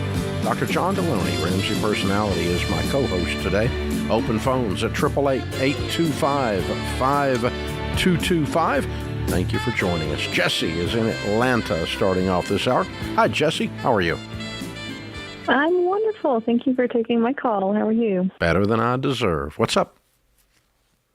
So my husband and I have, we read the Total Money Makeover, and we worked diligently to get out of debt. And thankfully now we've paid off our debts and we own our home. Way to go. We are now in the process. Thank you. It was actually through your book. God did amazing things through you. But so now we're in the process of looking towards wealth building. And because of that, I've been looking at podcasts and different videos on wealth building. But I've been noticing a recurring theme among a lot of these very well-known people, and it's that they use these phrases. Everybody has a prenup. Either the government makes one or you make one yourself. And I have always been someone that thinks very negatively towards prenups. My husband and I, when we were married, granted we were broke, but we always felt that the word divorce was out of the question, and that if you're even considering a prenup, then you're opening yourself up to the possibility of a divorce. So I wanted your opinion as a Christian, as somebody who is wealthy. What is your perspective on prenups, and especially in the Christian realm? So it's more in theory because it obviously doesn't apply to you all. Correct, but I guess the reason that I'm asking it is because it kind of helps me in discerning, are these people that I should get advice from, wealth building? Is this people that I should be listening to? Well, I don't know who you're listening to, and don't tell me, but typically what happens in something like that is a financial person is financial people and legal people both are the world's worst, and I had to break myself of this when I started doing this several years ago, are the world's worst at looking at life through only one lens. Okay? Mm-hmm. You're asking a question through a relational lens, a spiritual lens, and a wealth building and legal lens. They're only looking at it for wealth protection. If you could live a life, which you can't, that wealth protection was separated from your relationships and was separated from your spiritual walk, you can't. But if you could, then a prenup would be a slam dunk. And in their minds, therefore, a prenup is a slam dunk because they only see it through that lens. Does that make sense? Yes. So I wouldn't necessarily discredit them for all of their advice as somehow being heresy or something like that. I would just say whoever you're listening to is only looking at the advice they're giving through a singular lens. Our approach is we believe that personal finance is 80% behavior, and we've proven that. It's not about math, and it's not about that stuff. So our approach is that the prenup actually could end up stunting your growth because you're not all in on working together. So when I first started this show, I was 100% never get a prenup under any circumstances. Don't get married if you love your stuff more than you love her. Period. Mm-hmm. Just don't do it. That's how I started. Now, having done this a long time, I have one caveat that I've added about a decade ago to this. And that is, if two people are getting married, one of them has extreme wealth, there's an extreme difference. Like I had one guy who was marrying a lady who had $10 million and he didn't have 2 nickels. Okay? I suggested a prenup to them to keep their relationship pure, about relationship and not about money. And the bigger reason I suggested it to them is my now experience 30 years later has been the prenup in that case is not really for that couple. It's for all the weirdos in their families. Because all of a sudden, crazy mother-in-law swoops in from the other side once the $10 million golden goose shows up. And you got to look at, then you got a little piece of paper and you look at her and go, sorry, Ma, got a prenup. Can't do nothing. And so it gives them a defense mechanism against crazy in their family, because one thing we know about wealth is it magnifies everything, and that includes crazy. So when you got crazy members in your family and you marry $10 million, dadgum, the crazy comes out. You know? So in that case, I did recommend a prenup in extreme differences. But for 99% of the people, just regular folk getting married, and, you know, I had one lady call me up one time and said her boyfriend had a 1968 frame-up restoration Mustang and he wanted a prenup.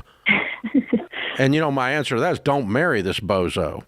He loves his car more than you. You know, that's the answer to that. And that's not a, you know, that might not jive with these other guys' podcasts or whoever it is you're listening to. But most of the time, I agree with where you're coming from, Jesse, and that is the prenup is simply planning the divorce in advance. 52% of the marriages end in divorce. No, they don't. No, they don't. Not when you take out people with 4-year degrees, not when you take out people who regularly attend a house of worship, not when you take out people who the parents on neither side were divorced. When you take those statistics out, almost 90% of the people make their marriage work. Oh, and you're older than 22 years old, and you didn't have a baby before marriage. You can take these things out. Boom, boom, boom, boom, boom. Success rate of marriage goes way up. You make $50,000 a year or more household income. You didn't have a baby before marriage. You didn't get married in high school. You know, all these kinds. You take all that crap out, you got about a 90% survival rate of marriages. So that 52% figure includes a whole bunch of other crap going on of people who weren't going to make it anyway. So you can't use 52% of marriages end in divorce because they really don't. Jesse, I'm going to ask Dave a question on your behalf. Is that cool? Yes. So, Dave, let me throw a caveat in here. Tell me what you think about this. A 55-year-old who's done pretty well, not extreme wealth, spouse passes away, and marries a 57-year-old who's done pretty well, spouse passes away. Both have kids, both have cousins. Does it make sense in that situation, again, to protect from family? If you wanted to, but you've just got to be very careful because it's you're trying to say this stuff. The distribution of this stuff is more important than this relationship. And man, that's dangerous. And so if you don't have if you don't have an exit ramp, we got to figure this out. Yeah. We got to figure it out. Yeah. If you don't trust her to leave your Bible to your son from the first marriage whose mom died, then don't marry her. Right. You know, that's what I'm saying. And so there's a whole thing that goes into play here. But yeah, by and large, I'm anti-prenup. That would because I believe you're planning your divorce. I believe you're asking for trouble, and it cheapens the whole affair and puts a dollar figure to it. And I'm not doing that. Now, if there's an extreme difference, like I said, there's a few times it's okay. You can talk about it, but it's a dangerous thing. Thanks for the question. It's a good one.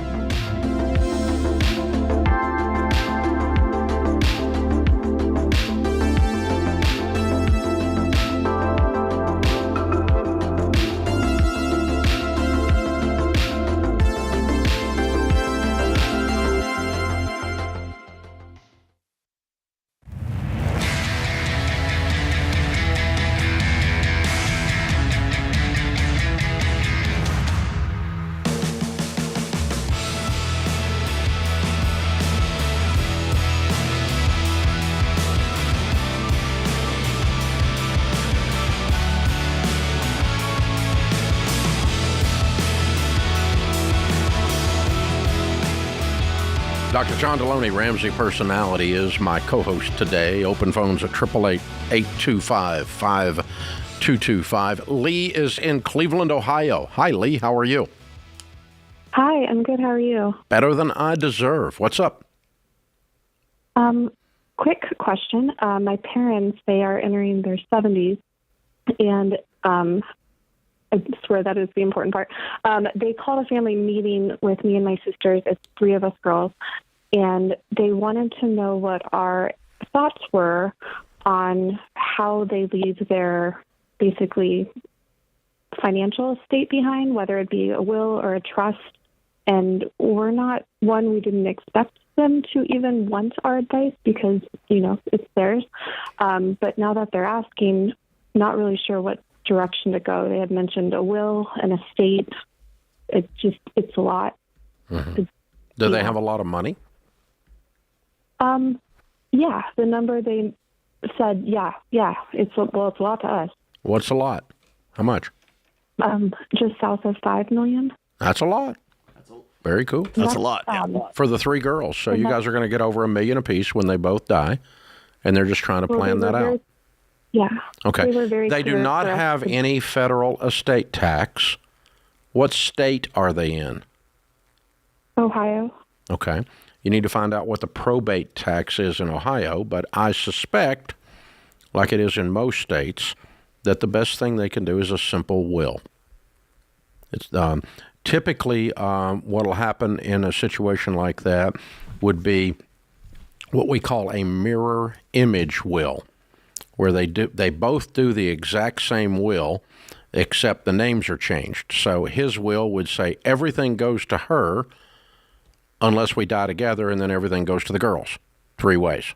Okay? And her will would say exactly the same thing. Everything goes to husband unless we die together, and then everything goes to the girls 3 ways. Okay? So it's not expensive because it's cut and paste, right? You do one will and cut and paste the thing. Mirror image will. There's no, there's no federal estate tax on an estate of $5 million. The probate is a tax to run it through the probate, and you'd have to find out what it is in Ohio. But I would not go to the expense of a trust. A trust is typically going to run you $3,000 to $5,000 to have an attorney do it, and you don't need it. There's no need for it. Well, that was the other question. Their intent with when they mentioned a trust is to make sure that it is protected. So like all 3 of us girls are married. We're all in our 30s, and they just want to make it so it's ours. And obviously none of us hope or plan for divorce, but to make sure it's protected, for longevity's sake, and that it's... Well, if you have the use of the money, it's going into your name, it's not protected. And so if it's sitting over in a trust and you can't touch it, then it's protected. But that's silly. You need to have the use of it. Well, they would want us to, if it were a trust, they would want us to all be, all 3 of us to I wouldn't be do the that. managers. I wouldn't do that. Okay. Yeah, please don't do kind that. Of like live off interest, I guess. Yeah. Now, mentioned. the other thing you can check on, and again, the law will change from state to state, and I'm not an attorney. So 2 things you need to look at, you need to learn about, is find out what the probate tax in Ohio is, okay? And in most states, and I think this is true in Ohio, but you need to verify it, if you were left $1.5 million from your parents and 3 years later you went through a divorce, the judge would award that money to you. Really? In most states. Now, it came from your side of the family. He doesn't automatically get it. Now, if a period of 50 years went by, then there may be a different thing, okay, before you got divorced. But a few years out, 5 or 10 years, something like that, in most states, the judge is going to cover that, and something that came from, somewhere else. It's obviously was your money. It'd be like if you married someone without a prenup. We were talking about that a minute ago, and you brought money into the marriage, and then you get a divorce shortly thereafter. You're going to take that money out of the marriage in most states. Now, some states have different common law stuff, and so I'd want to learn about that to be 100% sure. But by and large, I really wouldn't overcomplicate this for $1.5 million. Sure. Okay. That makes sense. I would keep my life pretty clean and pretty simple. But learn about it, and so you can address their concerns. And by the way, that also means they probably ought to talk to an estate planning attorney or 2. They have lawyers, and so they were kind of running through the options, and were running us through the options by way of the lawyers that were planning their estate. Okay. So they have lawyers that... Well, they could address those 2 issues then that I'm talking about, probate tax and whether or not you're protected in the event of a divorce without a trust. Trust, unless you've got $100 million, $20 million, $50 million, it's so cumbersome to deal with, and there's some estate planning reasons or estate tax reasons to do that when you get up above 20 million right now. But prior to that, I would just keep my life as simple as I could if I were you guys. Yeah, and I'd be weary of an attorney trying to push trust on you just because they're going to make an extra $5,000. Yeah, right? And some other people in the estate planning world do that. you need a trust to avoid blah, blah, blah, blah, blah, blah, blah. No, everybody doesn't need a trust. You really don't. You really, really don't need one that often. So, hey, good question. Thank you for joining us. Michelle is in Dayton, Ohio. Hi, Michelle. How are you? I'm good, Dave. How are you? Better than I deserve. What's up? To make a long story short, I lost my mom about 2 years ago to COVID. Her and I lived together my whole life, but the last 12 years we roomed together because her and my dad separated. So I honestly feel like the first year I was numb. The last year I've just kind of been living in survival mode. And long story short, I did stupid about a month ago and went out and traded in my car for a new one. And I realized pretty quick it was dumb. I was kind of stressed out, and I was going through a box of my mom's stuff. And on top of it was a book that I had never seen before. It was Rachel Cruz's Know Yourself, Know Your Money. And I started reading that. It kind of turned me on to your guys' show again. My mom listened to you guys here and there. But I guess where I'm at right now is I need to get out from underneath this car, but I'm not really sure what to do. I feel like I need to sell it. I don't have anything but student loans and the car payment, but it's pretty much topped my budget out. And I'm like, what if something happens and my rent raises or, crazy stuff like that. Stuff I should have thought about before I did it. But I guess where I'm at is I just don't know how to, what steps to take to get out from underneath this car. I know obviously selling it's probably the best bet, but I'm pretty sure as soon as you drive it off the lot, I'm going to owe more than what it's worth. And so I'm just trying to get some advice on what to do and where to start without what getting were you taken driving advantage of. before? I had a 2020 Kia Sportage. I traded it in for a new one. Okay. How much did they give you for the Kia? I was underwater on that, about $1,000, so I put $2,500 down. With what they gave me, I ended up putting about $1,500 down. Okay. On the car. Okay. Yeah. So the car's $30,000 note, $31,000 actually. And you make what? I just got a new job working for the government, so I'm making about $50,000 a year. Yeah. Okay. You're right. You do need to sell it. Oh man, what you been through, kiddo? I'm sorry. That was it was a big time grieving and stress purchase, wasn't it? Yeah. Yeah. Yeah. It was just I just said I've had a temporary moment of insanity, but at the same time, it's kind of fueled this How long you had the car? In the face. About a month. Go back and talk to the dealer and see if how big a check you got to write to get out of it. Okay. That's first thing. If the check sounds unreasonable, check what the car will sell for, and you're going to have to cover the difference, the hole that you're in. You're right. You're upside down again, and you're going to have to go buy something super cheap that you can pay cash for and scrape together the money to cover the difference to get out of this thing. But you're right. You need to undo this, and the sooner you undo it, the better, because every day you drive it, it's going down in value even more. This is The Ramsey Show.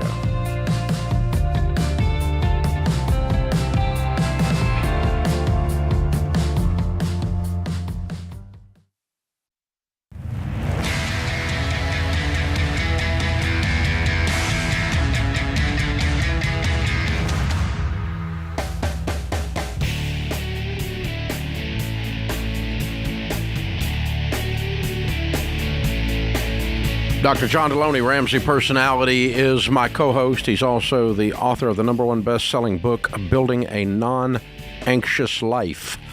It's our latest #1 bestseller here at Ramsey, and you ought to be able to check it out.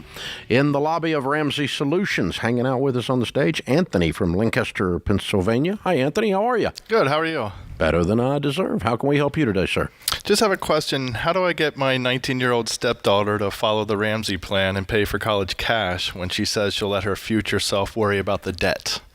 Your 19-year-old stepdaughter, your wife's daughter? Yes. Okay.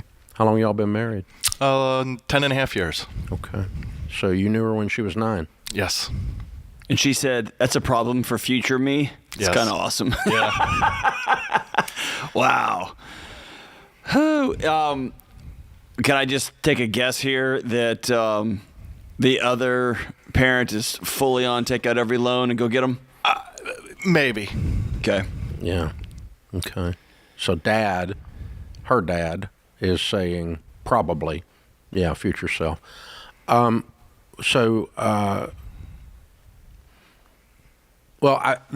couple things that pop into my head, and John, you're probably need to address this a lot more than me. I'm just thinking like a dad. Unless there's a fractured relationship, your wife is going to have a better chance of having this conversation than you, because you're, by definition, the stepdad. Unless you're the only hero in this whole story with this kid, that you've got more credibility than her actual two parents.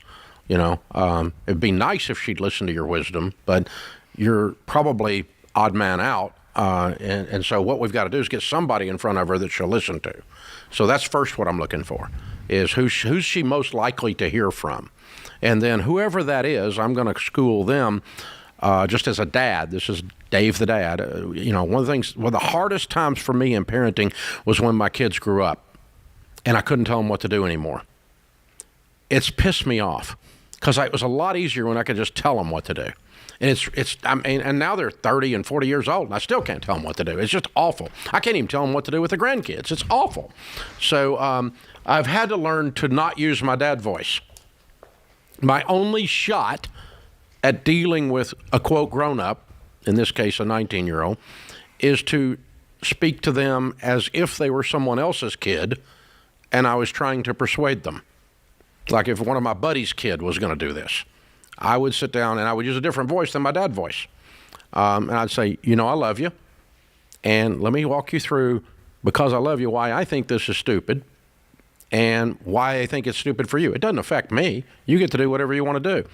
But one definition of maturity, honey, is learning to delay pleasure. And this little future self thing you've said is an indication you're acting like you're 4. And that's what I would tell one of my friends' kids. But as if they were a caller on this show, But it's not me using my dad voice, because the instant she hears anything other than persuasion as a technique, she's going to click off and move on. Even if she's physically sitting there, she quit listening. Yeah, I think exactly right. I think it's important for you and your wife, to say, here's what our rules and boundaries are for our money and how we're going to support or not support.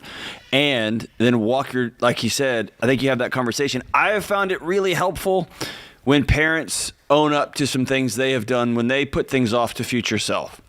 And it humanizes you a little bit, and it's part of the persuasion. You're having an adult-to-adult conversation, even though she's 19 and she's every bit a child as she was when she was 16.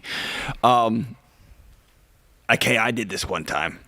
And that may not work, but at least you become more credible, instead of just this pointing finger and saying you're going to do X, I bought Y, a Z. car I couldn't afford, and I thought future self would worry about it. Right. And I didn't sleep a lot. And it tore me up, and I got messed up my credit, and it set me back, and it's one of the financial decisions I made that held me back, and I just don't want that pain for you, because I love you. That kind of thing. There's also going to be a strange thing that happens, and you've probably dealt with it her whole life, is if she has one parent saying, I think you should do this, then there's a loyalty thing that gets really dicey and really weird. And so sometimes the greatest gift you can say is, I think you're making a mistake. I don't think this is the right move. I love you, and I'm going to be here when you get back. And I've got a plan for you to pay all this mess off. I don't think it's the right thing. But there's that weird loyalty thing that they feel like if they're doing something, even if it's better for them and they know it, that they're being disloyal and somehow unloving to the other parent. Like, this situation's messy. It's just messy.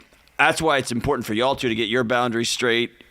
We're going to pay for your first semester of college, but it's going to come at this, or we can put this money on the table, but you can't borrow a dime. If you borrow a dime, you are opting out of this money, whatever.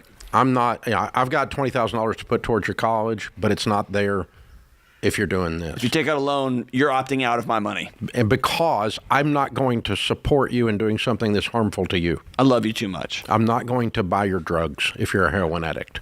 And I'm not going to participate in something I think is a mistake and harmful to you. Not because I'm greedy and not because the money's yours. But it's not yours to do harm with, because I love you too much.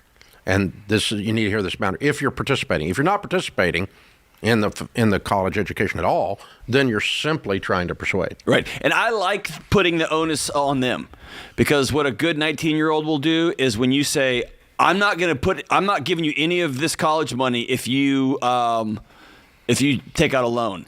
Then, man, you're the bad guy. You're withholding. You don't want me to get educated. You don't love me. But when you say, hey, 19-year-old, you're opting out of this money. It's right here. The terms of this money are X, Y, and Z. You're opting out. You're a grown-up. You get to do that. Now, a similar thing would be in our case with our kids when they were in school. If they were going to misbehave in other ways while at school and they weren't going to make grades while at school, they're opting out. I'm not going to pay for it. I'm not paying for you to go play beer pong. I'm paying for you to go get an education. And this is not your time to party and daddy pays for it. Screw that, And so we had these conversations early and often as I sent checks into the thing. But this money is contingent. My love is not contingent, but this stream of money coming at your college experience is contingent. And they get to decide whether that money keeps coming. Yeah, by their behavior. Yeah, so you're opting in, you're opting out, if you guys are participating. That's the thing on that. But I think the thing is this, it's just a mistake. And we got she says 44 million people in America that'll tell her it's a mistake. They got student loans out there yin-yang, and they can't breathe, and they're waiting on the president to mysteriously make it go away, and he can't, and he won't. And so it's, it's a mistake. And anytime you say the future me, that just means I want to buy something now, and I'm being a 4-year-old on the cereal aisle having a fit because I want Fruit Loops. And so it's a cute saying, though. I like her. It makes me angle laugh. on it. Yeah. It's kind of funny, but I'll let the future me deal with that. That's kind of funny. She's got moxie, but we threw a lot at you. What do you think? You're right. We had X amount of money that we said we would give. If she stayed at home, she could have used that for 4 years, but she decided to dorm, and all that's being used the first year, and we said we're not going to co-sign for any loans. Yeah. Okay. So she used up the money, even though she went a direction you said not to do. And now it's even gone further, and we're not co-signing the loans. So now she's going to have to be out of school. Yeah, that's sad. Or she'll have to go to a local community college and go for free, depending on what state y'all live in, right? Right. Heaven forbid. Yeah. I think that's a great option for families. Yeah. Great option. But you guys, So we're further into this than I realized. I don't know why I thought a 19-year-old wasn't already in school. I was thinking this. I thought we caught it ahead of time. No, but we're already in. I mean, this is a beautiful opportunity for you to show. Here's where the account was. There's no dollars left. It's empty now. Yeah, you used it, and I kind of made a mistake allowing you to do that, and I'm not going to make another one by signing for you for sure. And if you need a cosigner, you're up a creek. So, wow. But she probably doesn't need a cosigner. She's probably just going to keep rocking. Well, it depends on what school. Is it an expensive private school? No, it's a public school. Public school. Well, they're all expensive now, so yeah. Not cheap. But all right, best of luck to you, man. Appreciate your question. I wish I had a magic wand to make that go away. But that's some thoughts for you, and you parents out there. One guy called up and said, my daughter told me she's going to this school. And I said, see, that's where it ended at the Ramseys, because we did the telling. They didn't do the telling. It's like when someone calls and says, my 11-year-old's addicted to their iPad. I said, no, they're not. You keep handing it to them. You won't take it away because you have no spine. This is the Ramsey Show.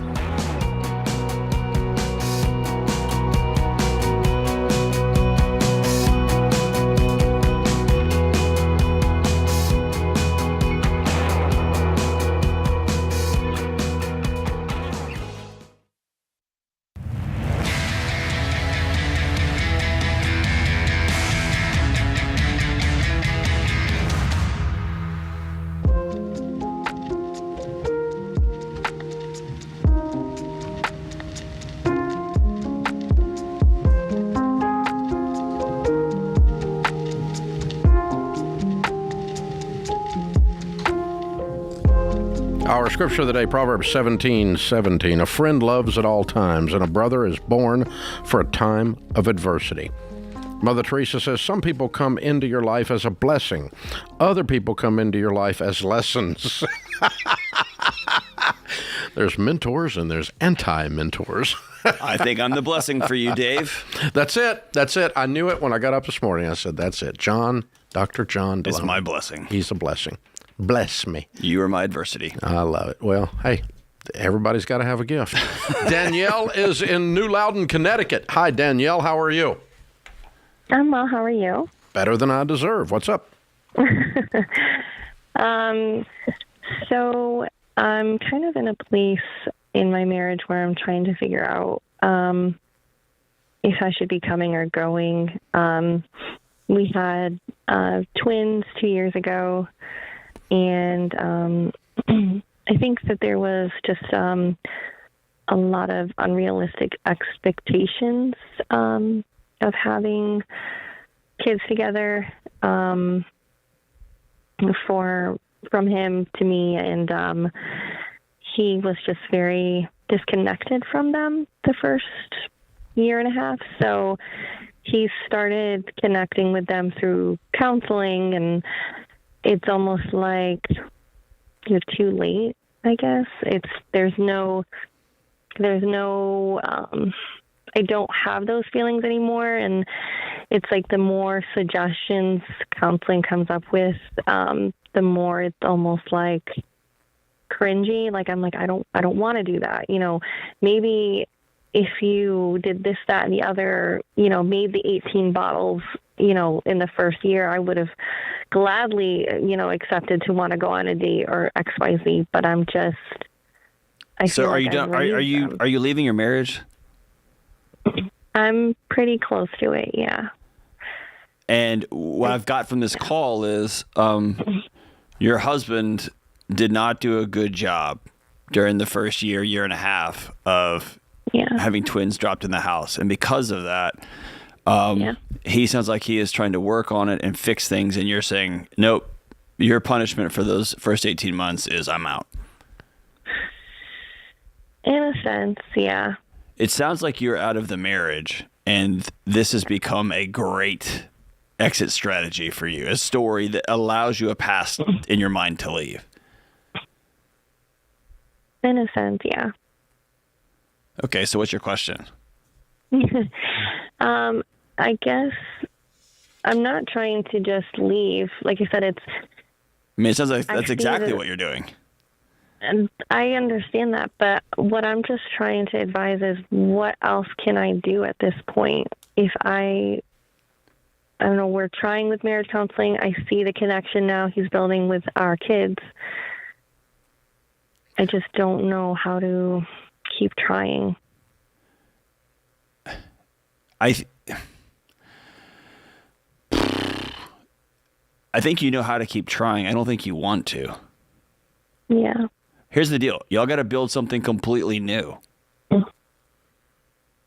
And he sounds like he is really trying to build something new, and you're just standing there in the rubble, and you don't want to pick up a hammer, and you're waiting for that hammer to feel right. It's never going to feel right. The feelings will follow the action. And so either you decide, I'm going to go all in, we're going to figure this thing out, or I'm going to stop suffocating everybody in the house with, I don't know, I'm just waiting for, you see what I'm saying? No, I understand what you're saying. I think you've got to fight for your marriage in the same way he seems to be fighting for your marriage. What am I missing?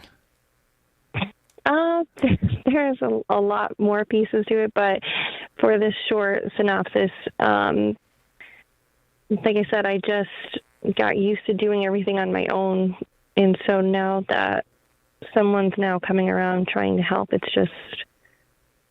feels like it's a ploy. Like, how long is this going to last? Because that's kind of what happened before. It's just, I'll do this for a little bit and then it stops. Are your parents divorced? Yes. How old were you when your dad left? Maybe 10.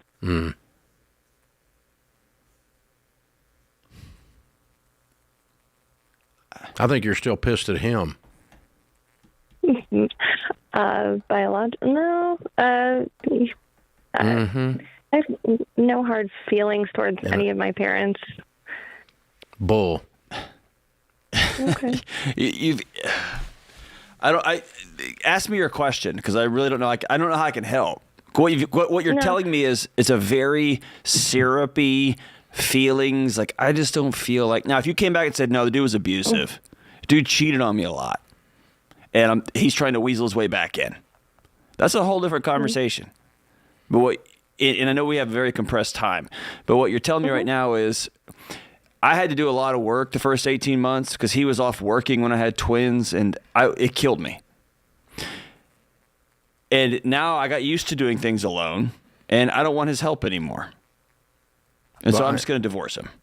That's what I'm hearing. That can't be right. Nope. That's it? Well, we both work. So it's not just that he's working. We both were working during this. He just mentally disconnected from helping me raise our 2 kids, even though he has other 2 kids. So. I got you, but listen to me. That was yesterday. Mm-hmm. We're here today. Okay. So let's make a choice about today. If you're going to leave your marriage because your husband is trying to make things right and learn a new way of helping, and admittedly, he sucked the first 18 months, and he's trying his best, and you're like, no, I'd rather do it myself. You have to own that decision. Mm-hmm. And if you're going to leave him over that, then you've got to own that decision. Yeah. I don't know. I feel like I'm missing something. But I'll say this. No, if you're trying to heal a marriage, any level of it being broken, the same as if you're trying to get in shape, the same as if you're trying to get out of debt, if you wait for it to feel right, you're never going to do it. Mm-hmm. You have to just take wild action in the direction of the thing you want to be different, whether that's losing weight, whether that's getting out of debt, whether that's saying, I'm going to fight to the death for this freaking marriage.